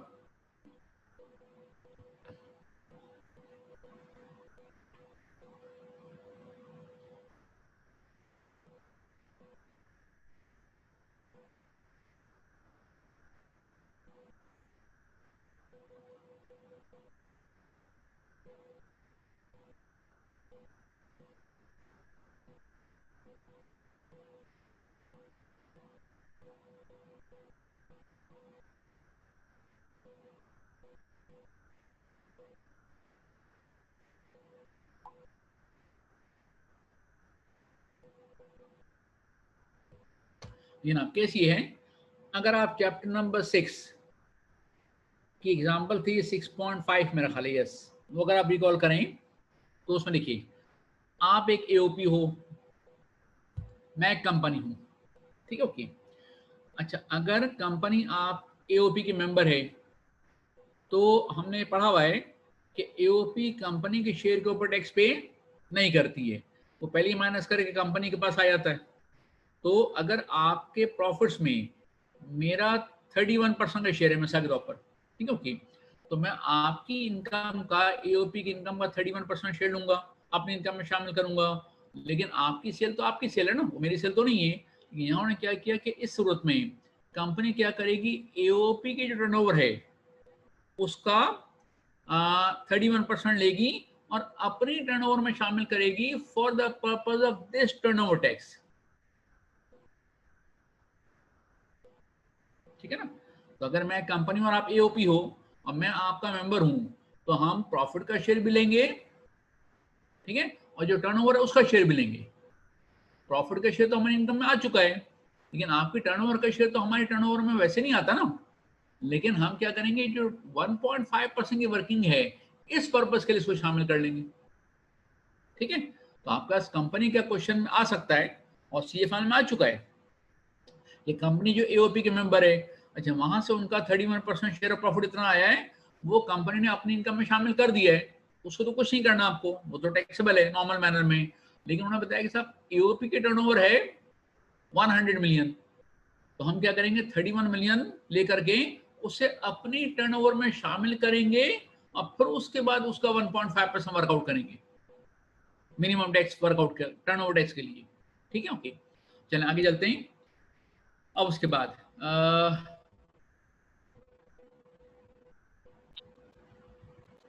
ये देखिए, कुछ केस में उन्होंने कहा मिनिमम टैक्स एप्लीकेबल नहीं, जैसे मुदारबा के ऊपर नहीं है, नॉन प्रॉफिट ऑर्गेनाइजेशन को नहीं है, लिस्ट है लंबी चौड़ी, हमने सिर्फ यहाँ पर 2 एग्जांपल दे दिए, काफी है इसके लिए। ठीक है, ओके, चलें, ये हमारा हो गया मिनिमम टैक्स। इसके बाद अब एक है ऑल्टरनेटिव कॉर्पोरेट टैक्स। ठीक है, ओके, लेकिन चलें काम करते हैं, क्योंकि अभी हमने मिनिमम टैक्स किया है, तो फौरन ही ऑल्टरनेटिव कॉर्पोरेट टैक्स कर लेंगे तो एक खिचड़ी पक जाएगी जो बहुत अच्छी नहीं होगी। ठीक है, तो जरा काम करते हैं, ऑल्टरनेट कॉर्पोरेट टैक्स को कल की क्लास के लिए रेफर कर देते हैं, क्योंकि इन द मीन टाइम आप जरा मिनिमम टैक्स को जरा रिवाइज कर लीजिएगा। ओके, क्योंकि अगर ये एचटी और मिनिमम टैक्स दोनों एक साथ पढ़ोगे ना, तो चीजें मिक्सअप हो जाएंगी, तो बेहतर क्या है, इसको हम रेफर करते हैं फिलहाल, और हम इस चैप्टर की बाकी चीजें करने के बाद फिर देखते हो सकता है नेक्स्ट चैप्टर शुरू कर दें और कल की क्लास में हम एचटी कर लेंगे। ठीक है, अच्छा, इस आपको आप में से किसी को ऑब्जेक्शन तो नहीं है?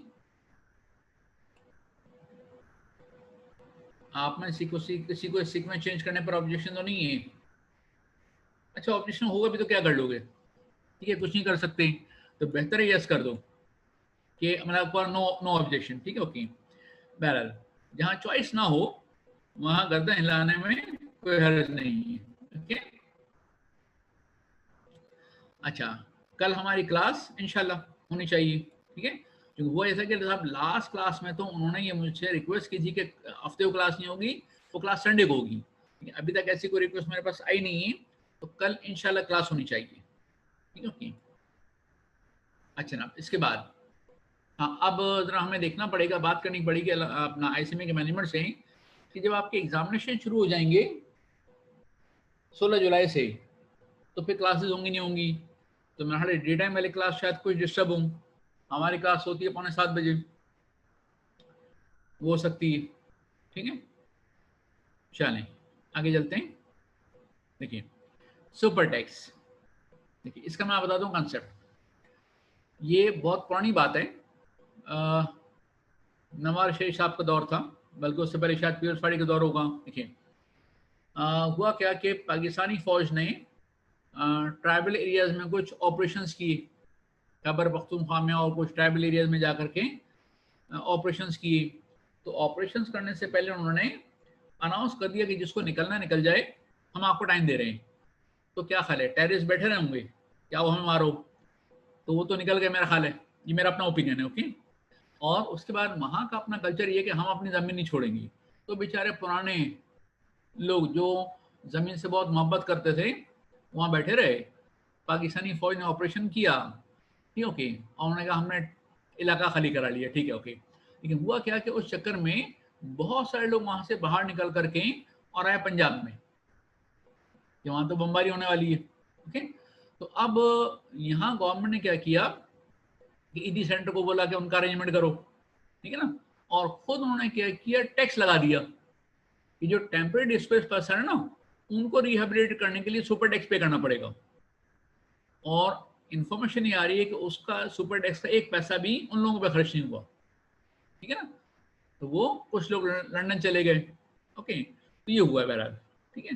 तो बहरहाल अब हुआ एक था कि शुरू में उन्होंने कहा साहब कंपनीज भी टैक्स पे करें और जो बैंकिंग कंपनी वो भी पे करें।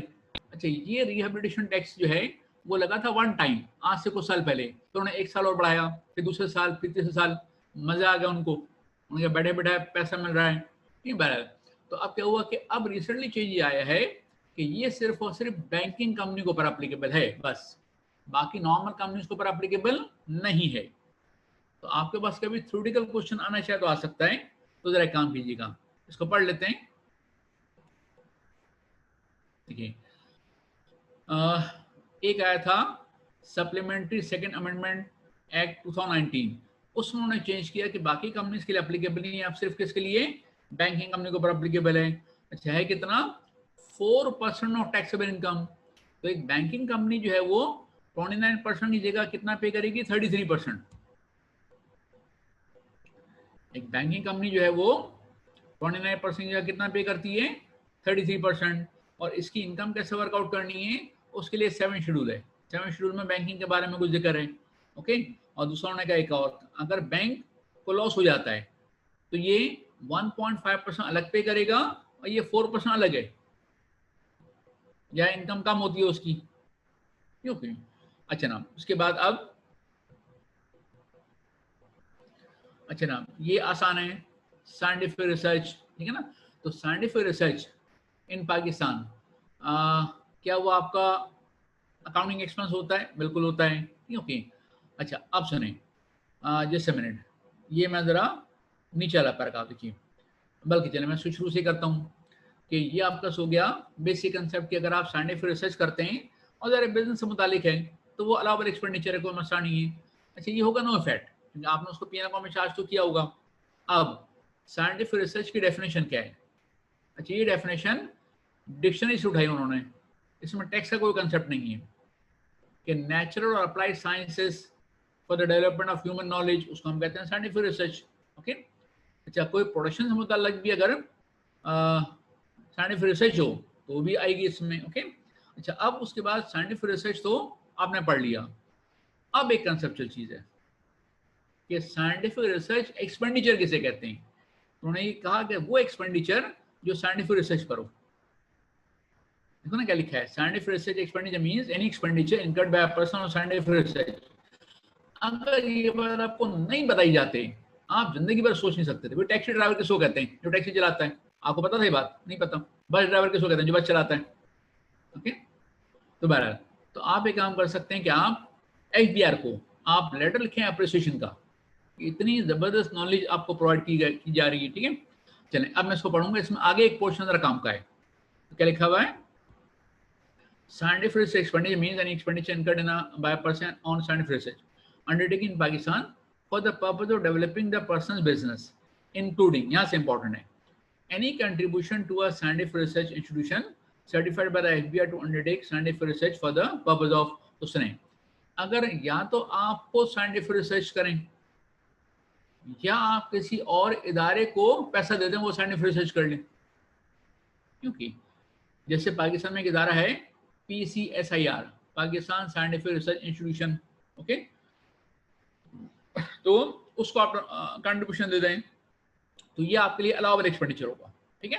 अच्छा, अब उन्होंने कहा साहब कौन सी चीज अलाउबल नहीं है, वो ये है कि अगर आप कोई साइंटिफिक रिसर्च इक्विपमेंट परचेज करते हैं तो वो चार्ज ना करो, उस पर तो डेप्रिसिएशन चार्ज करोगे ना।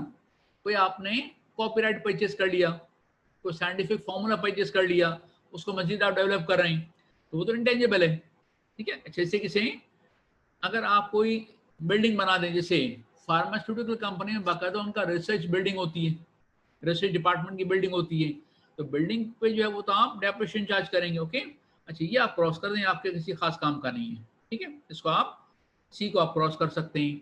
उसके बाद अब है एम्प्लॉय ट्रेनिंग फैसिलिटी। अच्छा, अब एक चीज सुनेंगे, देखिए यहाँ एक थोड़ा सा मसला पैदा हुआ।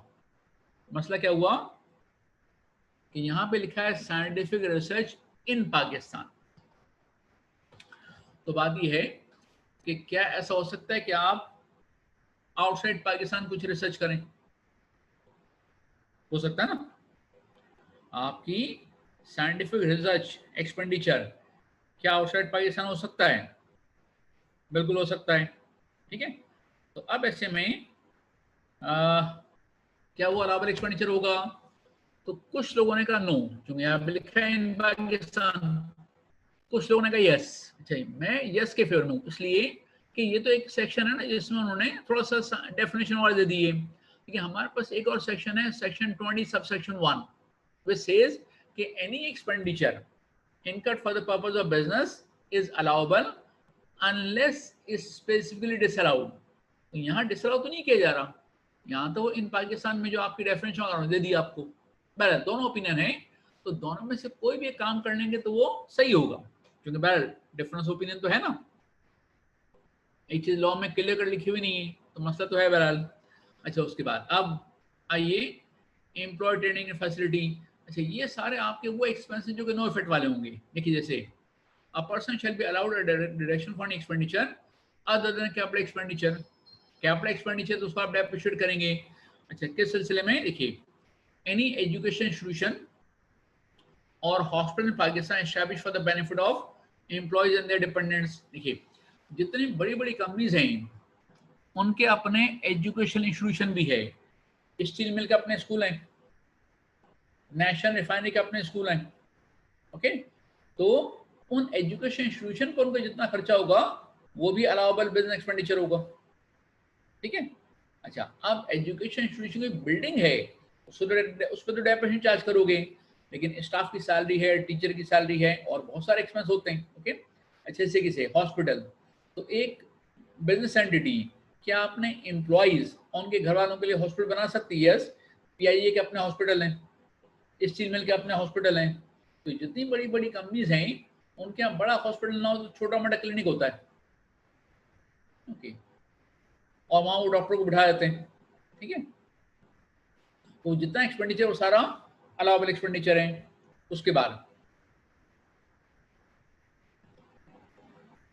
उन्होंने क्या काम करें कि अगर आप खुद एक्सपेंडिचर ना करें तो ये हो सकता है कि गवर्नमेंट के कुछ इंडस्ट्रियल वर्कर्स के ट्रेनिंग सेंटर हैं, गवर्नमेंट ने क्या किया है, कुछ ट्रेनिंग सेंटर्स बनाए इंडस्ट्रियल वर्कर्स के लिए। ये आपके एम्प्लॉयज नहीं है, लेकिन आपने क्या किया, गवर्नमेंट के उस ट्रेनिंग सेंटर्स को आपने डोनेशन दे दिया, तो ये अलाउबल एक्सपेंडिचर होगा। इसका आपने पीएनएफ में चार्ज किया है, इट्स ओके, कोई मसला नहीं है, ओके। इसके बाद तीसरा, अच्छा, इन सब पर थ्योरेटिकल क्वेश्चंस आते हैं, ठीक है। अच्छा, तीसरा क्या है, training of a citizen of Pakistan in connection with a scheme approved by the FBI for the purpose of this section. तो सुने जरा, ये जो सी है ना, ये आपके एम्प्लॉयज हैं ना आपका बिजनेस से कोई ताल्लुक है, आपके बिजनेस से इसका कोई ताल्लुक है, ठीक है। हुआ क्या, गवर्नमेंट की स्कीम होती है, जैसे मैं आपको एग्जाम्पल देता हूँ, आज से कुछ साल पहले की बात है, गवर्नमेंट ने स्कीम बनाई कि हम कुछ लोगों को, उन्होंने सिलेक्ट किया, कुछ टीचर्स को सिलेक्ट किया किसी यूनिवर्सिटीज के, कुछ कंपनीज के एम्प्लॉयज को सिलेक्ट किया जिन्होंने मास्टर्स किया हुआ था। उन्होंने कहा साहब हम जरा इनको कराएंगे पीएचडी। कहाँ से? चाइना से या किसी और बाहर की कंट्री से। और आपको पता है पीएचडी करने की कॉस्ट अच्छी खासी होती है, ठीक है ना। तो क्या खाली गवर्नमेंट ने खुद खर्चा किया? नहीं, उन्होंने ये कहा कि भाई ऐसा है कि बड़ी बड़ी कंपनी जो है इसका खर्चा बेयर करें। तो उन्होंने 30-35 लोग सिलेक्ट किए। तो उन्होंने बात की यूनिलीवर से कि आप कितने बच्चों की कॉस्ट पे करेंगे। उन्होंने कहा ठीक है 5 बच्चे हमारी तरफ से। वो गए एंग्रो, उन्होंने कहा 6 बच्चे हमारी तरफ से। पीएस उन्होंने कहा 3 बच्चे हमारी तरफ से। गए पीआई, उन्होंने कहा हमारे जहाज नहीं चल के दे रहे आप, हम हमसे और पैसे मांग रहे हैं। ठीक है, ओके। तो बहरहाल तो अगर एंग्रो ने 6 बच्चों की कॉस्ट पे की है, ठीक है, तो जितने बच्चों को उन्होंने पीएचडी कराने की कॉस्ट पे की है वो उनके लिए अलाउबल टैक्स एक्सपेंडिचर है। हालांकि वो उनके एम्प्लॉयज नहीं है और ना कोई ऐसे एग्रीमेंट हुआ है कि पीएचडी करने के बाद उन्हें क्या काम करेंगे। एंग्रो को पता है पीएचडी करने के बाद तो वैसे ही आप लोग बेकार हो जाते हैं, किसी काम के नहीं रहते। ठीक है, चलें बहरहाल आगे चलते हैं। अच्छा, अब एक काम कीजिएगा, ये फेयर मार्केट वैल्यू आप कर लीजिएगा। ये हम किसी हद तक कर चुके हैं कैपिटल गेन में। ठीक है, इसको आप पढ़ लीजिएगा, इसमें कोई कंसेप्ट नहीं है। ठीक है, इसके बाद अब है फॉरेन करेंसी ट्रांजैक्शंस। तो सुनिए जरा, ये भी हमने चैप्टर नंबर 8 में किया हुआ था। वो क्या था? क्या आप कोई ट्रांजैक्शन किसी फॉरेन करेंसी में कर सकते हैं? बिल्कुल कर सकते हैं। तो अब ऐसे में आप क्या करेंगे, उसको पाक रुपीज में कन्वर्ट करेंगे। अच्छा, कन्वर्ट करने के लिए आपके पास 2 रेट्स होते हैं। एक होता है स्टेट बैंक का ऑफिशियल रेट और एक होता है ओपन मार्केट का रेट। तो यहाँ पर आपने कौन सा रेट इस्तेमाल करना है? स्टेट बैंक का ऑफिशियल रेट। ठीक है, खैर मैंने जितने क्वेश्चन देखे हैं अभी तक किसी में दोनों रेट्स गिवन नहीं होते, लेकिन क्वेश्चन आ सकता है कि आपने ट्रांजेक्शन की है और ओपन मार्केट रेट है 163, स्टेट बैंक का ऑफिशियल रेट है 161, तो आपने कन्वर्जन किस पे करनी है? स्टेट बैंक का ऑफिशियल रेट के ऊपर। अच्छा, उसके बाद अब ये एक पैराग्राफ है, आसान है लेकिन ये शायद पढ़ना थोड़ा सा मुश्किल नजर आए, तो चलें काम करते हैं। इसका मैं आपको जरा बताता हूँ बेसिक कंसेप्ट। ठीक है, देखिए ये हम चैप्टर 7 में देख चुके हैं कि एग्रीकल्चर इनकम एग्जम्प्ट होती है। एग्रीकल्चर इनकम क्या होती है? एग्जम्प्ट होती है। अच्छा, हमारे यहाँ काफी ऐसे केसेस हैं कि एक जमींदार है, उसी की अपनी एग्रीकल्चर इनकम भी है, ठीक है, और उसी के अपने शुगर मिल भी है। शुगर केन के खेत भी उसके हैं और शुगर मिल भी उसकी है। तो उसने किया अपने शुगर केन इस्तेमाल कर लिया शुगर मिल में। अच्छा, शुगर मिल में शुगर बन रही है, वो एग्रीकल्चर इनकम नहीं है, वो तो टैक्सेबल एक्टिविटी है। ठीक है, लेकिन जो शुगर केन की कल्टीवेशन हो रही है और ठीक है वो तो एग्जम्प्ट है। तो उन्होंने क्या किया, दोनों चीजों को मिला दिया। तो उन्होंने कहा ठीक है अब अलग अलग कर लेते हैं। कैसे? सुने जरा, अगर आप शुगर मिल रन कर रहे हैं तो आपने जो शुगर केन इस्तेमाल किए हैं उसकी आप देखिए फेयर मार्केट वैल्यू कितनी है। यानी अगर आप ओपन मार्केट से परचेज करते हैं, खुद आपके खेत नहीं होते, आप ओपन मार्केट से परचेज करते हैं, तो आपको कॉस्ट कितनी पे करनी पड़ती? तो मिसाल के तौर पर 4 मिलियन। तो उन्हें क्या काम करें, 4 मिलियन आप जरा शुगर मिल में परचेज को डेबिट करके और बैंक को क्रेडिट कर दें, या बैंक को क्रेडिट नहीं करना है कैपिटल अकाउंट क्रेडिट कर दो। अगर पेमेंट करो तो पेमेंट निकाल दो, या ये भी हो सकता है कि अगर आप पेमेंट अलग से नहीं ले रहे हो उसकी तो कैपिटल अकाउंट को क्रेडिट कर दो। ठीक है ना, तो जो भी फेयर मार्केट वैल्यू है वो असल में आपके लिए डीम्ड परचेज कॉस्ट हो जाएगी। ठीक है ना, फिर लास्ट पैराग्राफ इतना कोई काम का नहीं है, उसको आप क्रॉस कर सकते हैं या पढ़ लें एक मरतबा काफी है।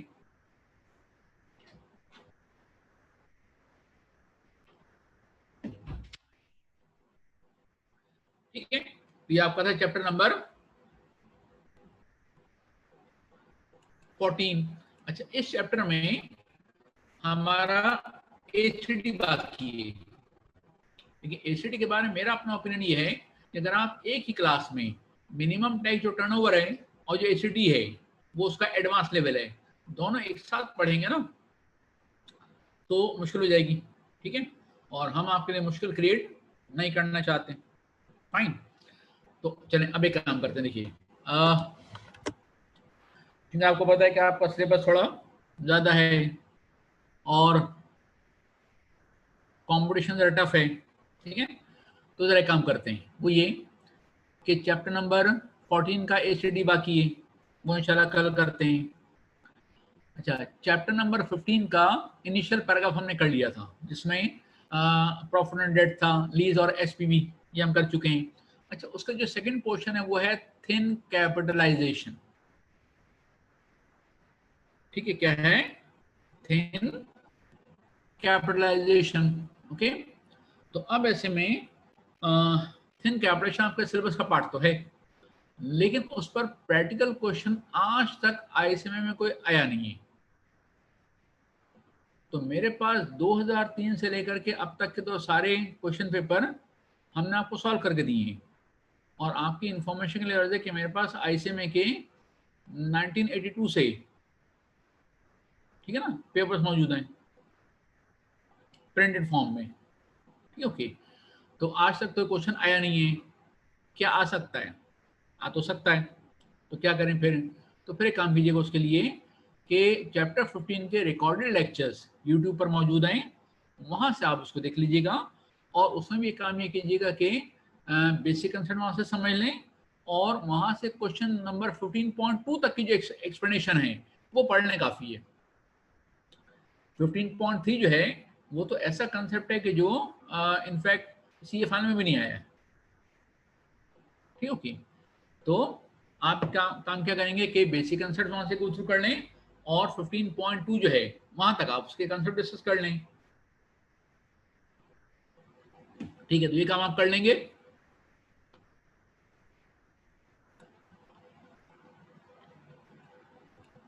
आप लिख सकते हैं इंशाल्लाह, यस, ताकि पता चले जाग रहे हो सो रहे हो। चले मैं काम करता हूँ, आज मैं जरा देखता हूँ कि कौन कौन जाग रहा है, ओके। तो चलें, मुझे आप जरा यस लिखिएगा, अदनान अहमद, अगर आप जाग रहे हैं तो यस लिखें कि हाँ मैं 15.1 कर लूंगा, ठीक है ना। चलिए, अदनान अहमद ने यस बोल दिया, खदीजा, बिलावल ने यस बोल दिया, ठीक है।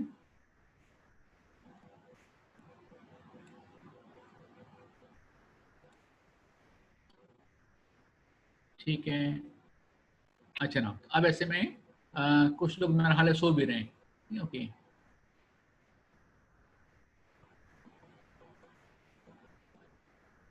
ठीक है जी, इतना काफ़ी है। चलें, तो अब हम एक काम करते हैं कि चैप्टर नंबर हमारा 16, अच्छा 16 हमारे पास आईसीएमए के लिए काफ़ी इंपॉर्टेंट है, इसलिए कि चैप्टर 16 जो कि लॉसेस का है उस पर अच्छे खासे क्वेश्चन आते हैं, और थ्योरेटिकल क्वेश्चन भी हैं, प्रैक्टिकल क्वेश्चन भी आते हैं, और उसमें खास तौर पर हमारे पास शामिल है group relief, group taxation, amalgamation, ये इन सब पर क्वेश्चन आते हैं। तो चलिए मैं काम करता हूँ कि देखता हूँ तो मेरे पास मौजूद है या नहीं है, तो मुझे ज़रा इसके लिए जस्ट अ मिनट।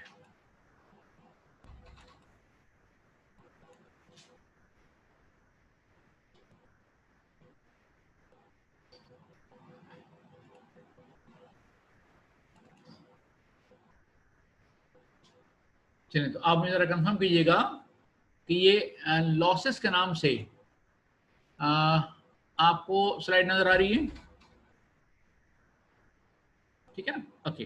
तो लॉसेस के नाम से आपको स्लाइड नज़र आ रही है, ओके, यस, फाइन। देखिए ना, ये है लॉसेस,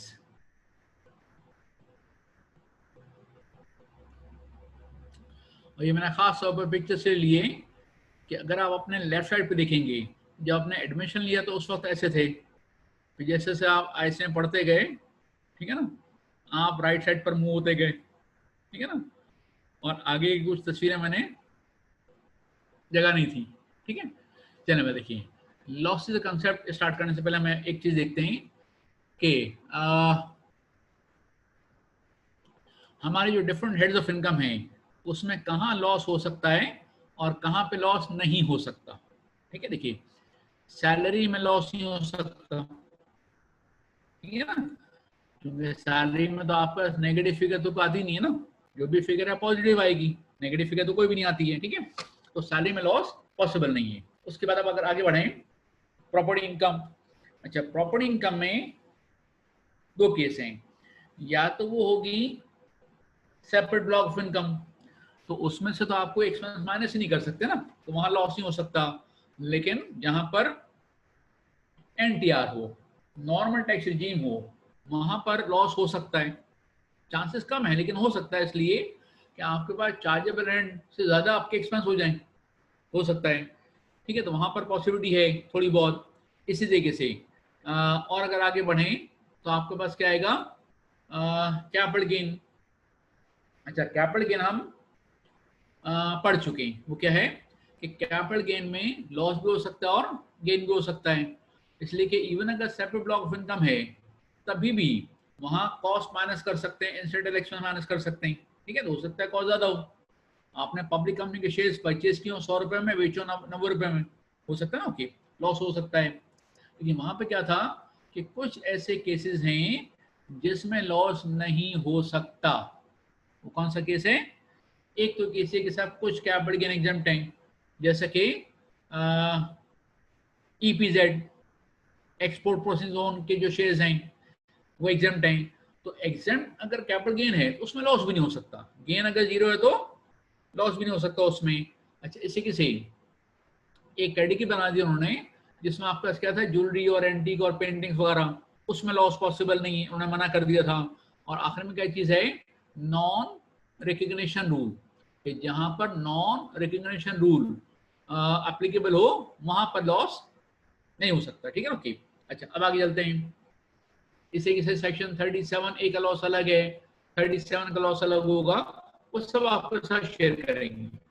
इसी के आगे बढ़िए, अदर सोर्स का लॉस बिल्कुल हो सकता है, लेकिन अदर सोर्स के लॉस में से कुछ चीजें जाती हैं एफटीआर में, जैसे डिविडेंड कम हो गई, कुछ प्रोग्राम वगैरह हो गए, उसमें लॉस पॉसिबल नहीं है क्योंकि आप एक्सपेंस को माइनस कर ही नहीं सकते उसमें से। अच्छा, इसे ये बिजनेस इनकम, क्या लॉस हो सकता है? बिल्कुल हो सकता है, लेकिन यहाँ पर उन्होंने क्या किया कि बिजनेस में से भी कुछ चीजें जाती हैं एफटीआर में, जैसे एक्सपोर्ट है, एफटीआर में जा रही है, तो क्या एक्सपोर्ट में वैसे देखें तो लॉस हो सकता है ना, हो सकता है, लेकिन यहाँ पर तो आप एक्सपेंस माइनस नहीं कर सकते। तो जहां भी एफटीआर एप्लीकेबल है वहां तो लॉस का तो सवाल ही नहीं पैदा होता। ओके, अच्छा, उसके बाद फिर बिजनेस में होने का तीन अलग अलग हो जाएंगे। एक, अगर आपकी कोई फॉरेन सोर्स बिजनेस इनकम है वो अलग हो जाएगी, ठीक है, और एक और होता है स्पेकुलेशन बिजनेस, वो अलग हो जाएगा, वो हम देखेंगे वो स्पेकुलेशन बिजनेस क्या होता है। तो अब ऐसे में अगर हम थोड़े से बेसिक कंसेप्ट स्टार्ट करें तो सुना जरा, ये ओपनिंग पैराग्राफ है। Loss under any head of income except capital loss and speculation loss can be set off against any other head of income. However, loss cannot be adjusted against तीन income है, salary, property income और FTR. तो बारी के साथ दो losses पर restrictions हैं और तीन इनकम पर रिस्ट्रिक्शन है। अच्छा, दो लॉस कौन से हैं? कैपिटल लॉस सिर्फ कैपिटल गेन से ही एडजस्ट हो सकता है, कैपिटल लॉस सिर्फ कैपिटल गेन से ही एडजस्ट हो सकता है। और इसी तरह से स्पेकुलेशन लॉस है जो हम एक्सप्लेन करेंगे बाद में, ठीक है, ये स्पेकुलेशन होता क्या है। तो स्पेकुलेशन का लॉस होगा वो स्पेकुलेशन गेन से ही एडजस्ट हो सकता है, ठीक है। इसे किसी अगर कोई और लॉस आ रहा है, कोई और गेन आ रहा है, आपस में एडजस्ट कर सकते हैं, लेकिन कोई सा भी लॉस आए वो सैलरी इनकम से एडजस्ट नहीं हो सकता, इनकम प्रॉपर्टी से एडजस्ट नहीं हो सकता और एफटीआर से एडजस्ट नहीं हो सकता। तो तीन ऐसी इनकम्स हैं जिसमें से कोई लॉस एडजस्ट नहीं होगा, और दो ऐसे लॉस हैं जो सिर्फ अपने हेड से एडजस्ट हो सकते हैं। ओके, ये लॉस किसी और जगह से एडजस्ट नहीं होगा। ओके, तो अब जरा इसके लिए इसी बेसिक एग्जांपल को समझने के लिए मैं कुछ एग्जांपल्स आपको बना देता हूं, सुने जरा। अच्छा, ये जो मैं एग्जांपल बना रहा हूँ आपकी बुक में नहीं है, पहले समझ लें फिर कॉपी कर लीजिएगा, क्लिक कर लीजिएगा। देखिए, बिजनेस में ये नॉर्मल बिजनेस है, स्पेकुलेशन बिजनेस नहीं है। इनकम हो गई, और अदर सोर्स में लॉस है। क्या आप इन दोनों को आपस में एडजस्ट कर सकते हो? यस। इसलिए कि बिजनेस की इनकम के ऊपर रिस्ट्रिक्शन नहीं है और अदर सोर्स के लॉस पर रिस्ट्रिक्शन नहीं है, तो हम इसको एडजस्ट कर लेंगे। तो हमारे पास टैक्स इनकम कितनी आएगी? 8,30,000। यानी ये लॉस आपने, अदर सोर्स का लॉस आपने बिजनेस की इनकम से एडजस्ट कर लिया, जो कि हम एडजस्ट कर सकते हैं। ओके, एक और एग्जांपल देखिएगा। अदर सोर्स इनकम हो गई और स्पेकुलेशन का लॉस आ रहा है, तो क्या आप इसको एडजस्ट करेंगे? नो। तो स्पेकुलेशन का लॉस अलग से कैरी फॉरवर्ड हो जाएगा, 6 साल के लिए होता है ये। और आपका टैक्स इनकम कितनी होगी? 8 लाख रुपए। क्योंकि स्पेकुलेशन का लॉस स्पेकुलेशन गेन से ही एडजस्ट हो सकता है, किसी और इनकम से एडजस्ट नहीं होगा। ठीक है, सुने, अगर मैं इसको जरा वाइस वर्सा कर लूं, अगर अदर सोर्स में लॉस हो और स्पेकुलेशन में गेन हो, तो क्या आप एडजस्टमेंट हो सकता है? बताएं आप जरा।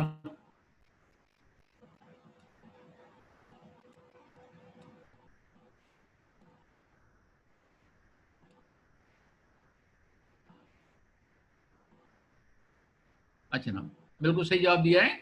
The answer is yes. इसलिए कि अदर सोर्स के लॉस पर रिस्ट्रिक्शन नहीं है और स्पेकुलेशन में लॉस पर रिस्ट्रिक्शन है, गेन पर रिस्ट्रिक्शन नहीं है। तो ये एडजस्टमेंट करने के बाद आपका टैक्स इनकम कितनी आ जाएगी?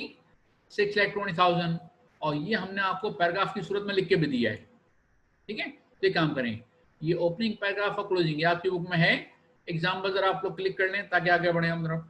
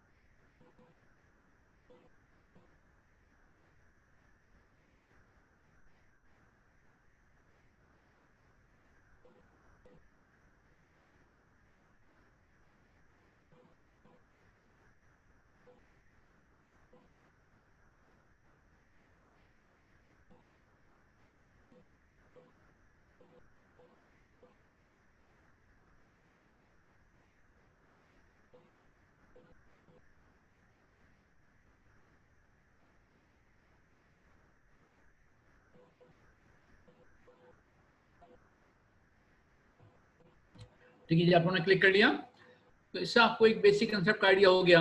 अच्छा, उसके बाद अब ये कैरी फॉरवर्ड का एक क्वेश्चन थोड़ा सा हम डिस्कस करते हैं। इसलिए यदि होता क्या है, अच्छा एक और चीज सुन लीजिएगा। हमारे पास जो 5 हेड्स ऑफ इनकम है और बिजनेस के फिर 2 हिस्से हो जाते हैं, स्पेकुलेशन और नॉर्मल बिजनेस। तो उसमें हम बिजनेस का लॉस कैरी फॉरवर्ड कर सकते हैं, चाहे स्पेकुलेशन हो या नॉर्मल बिजनेस हो, और कैपिटल लॉस हम कैरी फॉरवर्ड कर सकते हैं।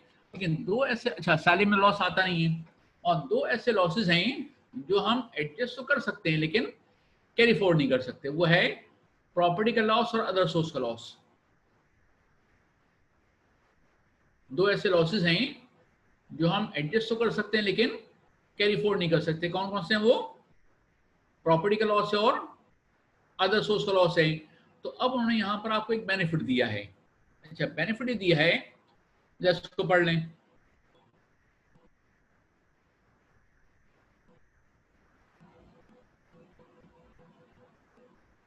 देखिए ना, बात है कि अगर आपके पास बिजनेस का लॉस भी है और अदर सोर्स का लॉस भी है, तो पहले आप अदर सोर्स के लॉस को एडजस्ट करेंगे और बिजनेस के लॉस को बाद में एडजस्ट करेंगे।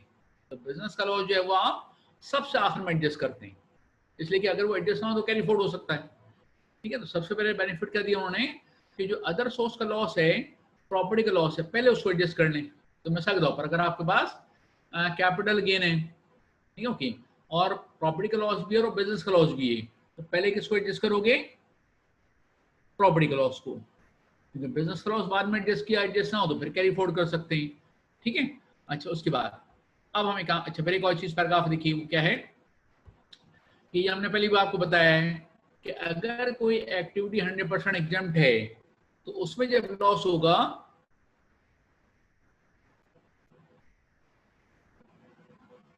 तो वो लॉस भी एडजस्टेबल नहीं होगा, एक्सेप्टेबल नहीं होगा। अगर कोई एक्टिविटी होली एग्जम्प्ट है, जैसे हमने आपसे कहा एग्रीकल्चर इनकम, तो एग्रीकल्चर इनकम में अगर लॉस होता है तो ये लॉस एडजस्ट नहीं कर सकते आप। ठीक है ना, इसी के से आपको याद है हम तीन चीजें कर चुके हैं। चाहिए अदर एग्जाम्पल आपके बुक में नहीं है, लेकिन हम कर चुके हैं कैपिटल गेन में। देखो क्या है, ईपीजेड में कोई कंपनी है, उसके शेयर्स एग्जम्प्ट हैं, तो जब शेयर्स एग्जम्प्ट है तो फिर लॉस भी जीरो हो जाएगा। फिर इमोट प्रॉपर्टी, अगर 8 साल के बाद बेचो, 4 साल के बाद बेचो तो गेन जीरो है ना, जब गेन जीरो है तो फिर लॉस भी जीरो है। इस तरीके से जहां पर नॉन, तो ये तो रूल है इसलिए कि नो गेन नो लॉस, ना कोई गेन है ना कोई लॉस है। दूसरे काम करें, ये आप जरा क्लिक कर लें, ये तीन एग्जांपल नीचे वाला आपकी बुक में नहीं है।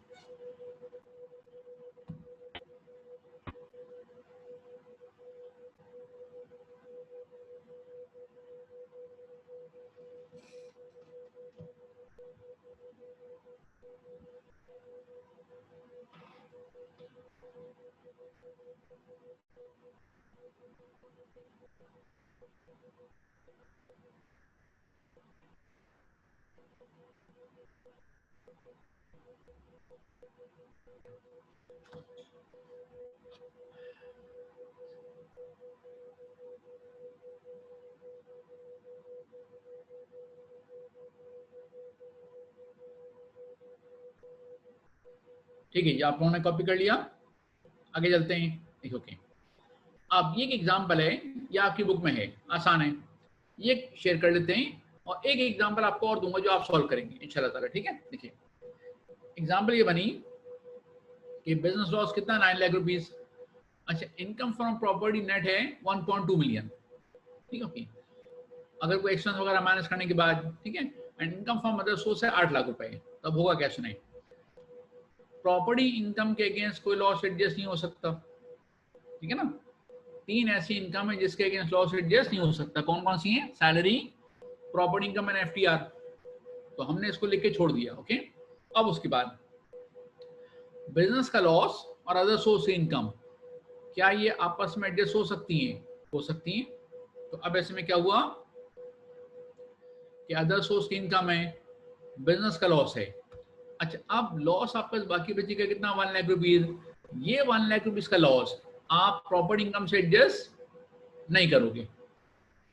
ओके, इसको आप अलग से कैरी फॉरवर्ड कर दोगे, कितने साल के लिए? 6 साल के लिए। और इसी तरीके से आपके पास जो इनकम आ जाएगी कितनी आ जाएगी? 1.2 मिलियन। ओके, तो ये आपने क्लियर हो गया आपकी बात कि प्रॉपर्टी इनकम से कोई लॉस एडजस्ट नहीं हो सकता। अदर सोर्स की इनकम आपने अलग लिखी, उसमें से आपने बिजनेस लॉस एडजस्ट किया और बिजनेस लॉस में बाकी बचा तो वो आपने कैरी फॉरवर्ड कर लेना। ओके, अच्छा बात क्लियर है। अब एक काम करें, रजिस्टर आप लें, पेन लें, और ये जो अब आपके एग्जाम्पल आ रही है इसको क्लिक नहीं करना, खुद सॉल्व करना है। ठीक है, चलिए जरा एग्जाम्पल ले लें, इसको जरा सॉल्व करें।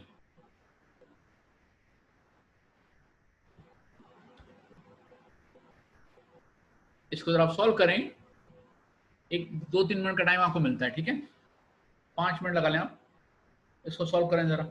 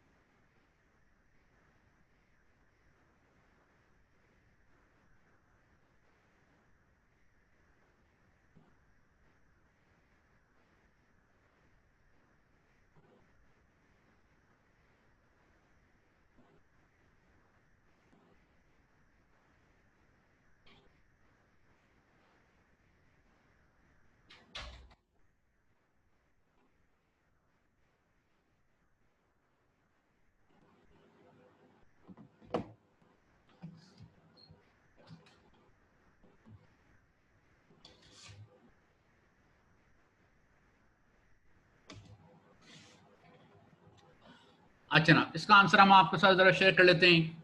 अच्छा, आई एम श्योर कि आपने सही वर्कआउट किया होगा, तो हम जरा इसको चेक कर लेते हैं। देखिए, ओके, सैलरी, सैलरी से आपको लॉस एडजस्ट नहीं कर सकते, तो इसलिए हमने उसको अलग से लिख लिया।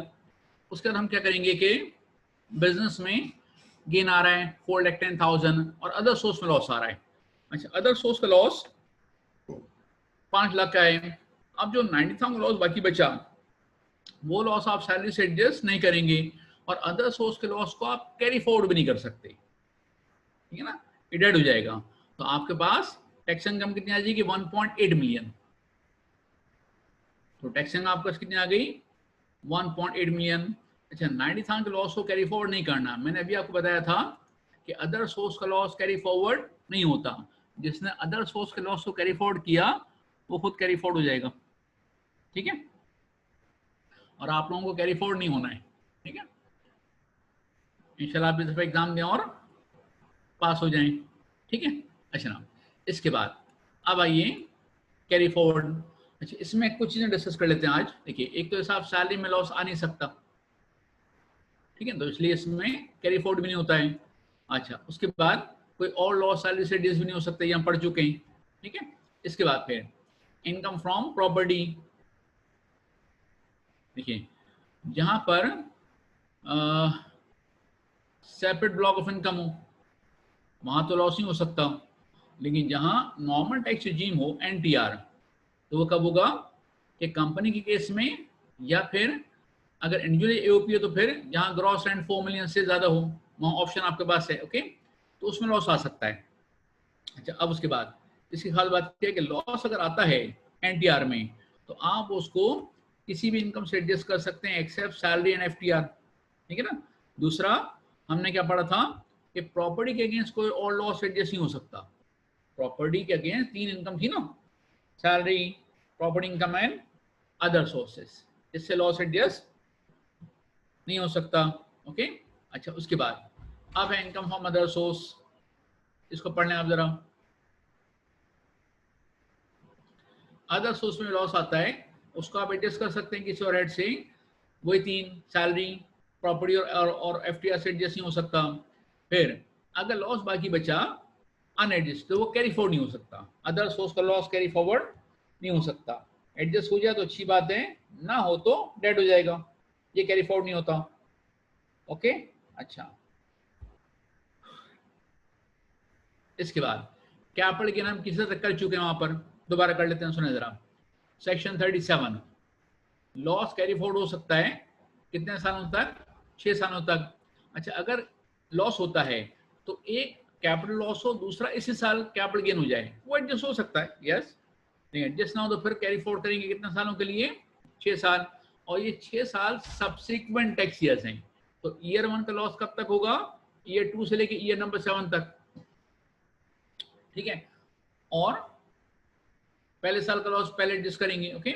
इसके बाद सेक्शन 37A हम कर चुके हैं कि लॉस अगर आता है सेक्शन 37A का, तो that can be adjusted only against section 37A का गेन। और अगर कोई लॉस बाकी बचता है तो कितना साल तक कैरी फॉरवर्ड हो सकता है? 3 साल तक। तो सेक्शन 37 का लॉस कैरी फॉरवर्ड होता है कितने सालों के लिए? 6 साल। सेक्शन 37A 3 साल के लिए। दूसरा, अगर ये केस रिवर्स हो जाए, यानी लॉस हो 37 में, तो 37A का गेन एडजस्ट हो सकता है, ठीक है, ओके।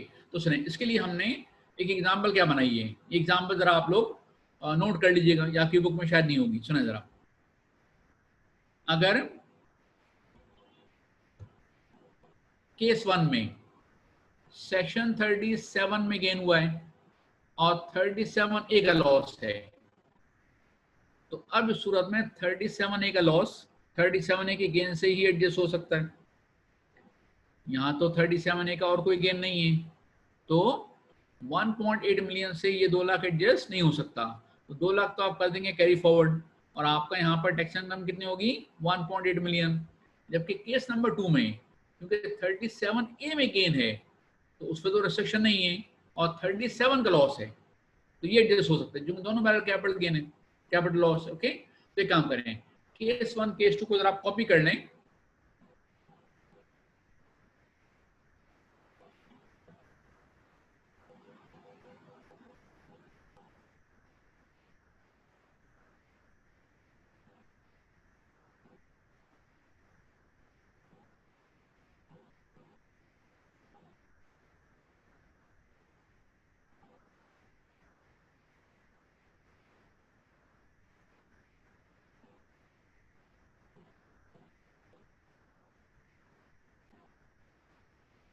एग्जाम्पल आप कॉपी कर लें तो फिर हम आगे चलते हैं।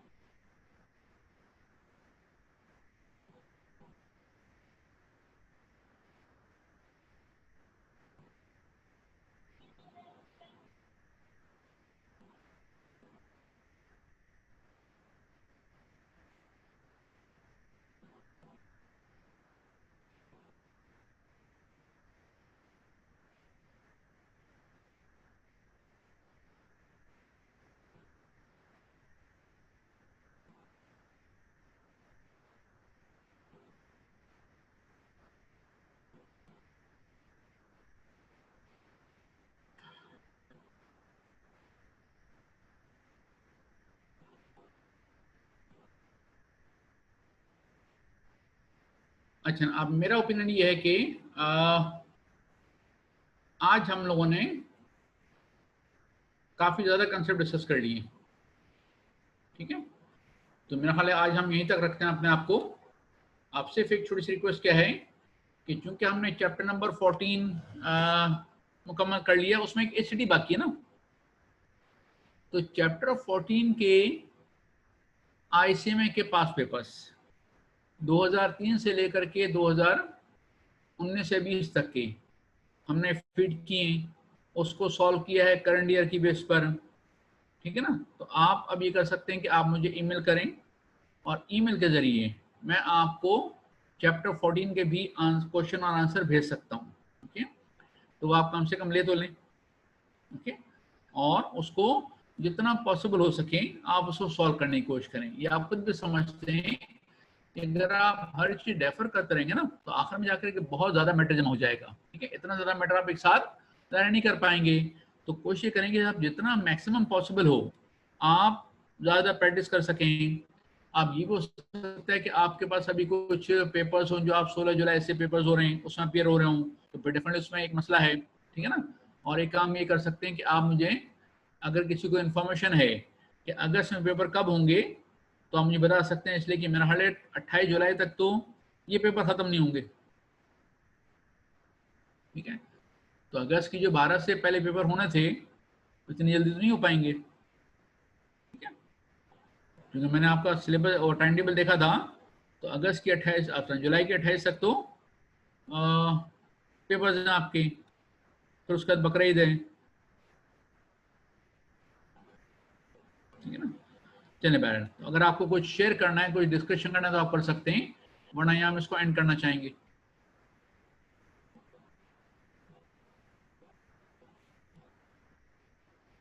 तो आप क्वेश्चन करना चाहें क्वेश्चन कर लें, अदरवाइज यहाँ पर हम इसको एंड कर सकते हैं।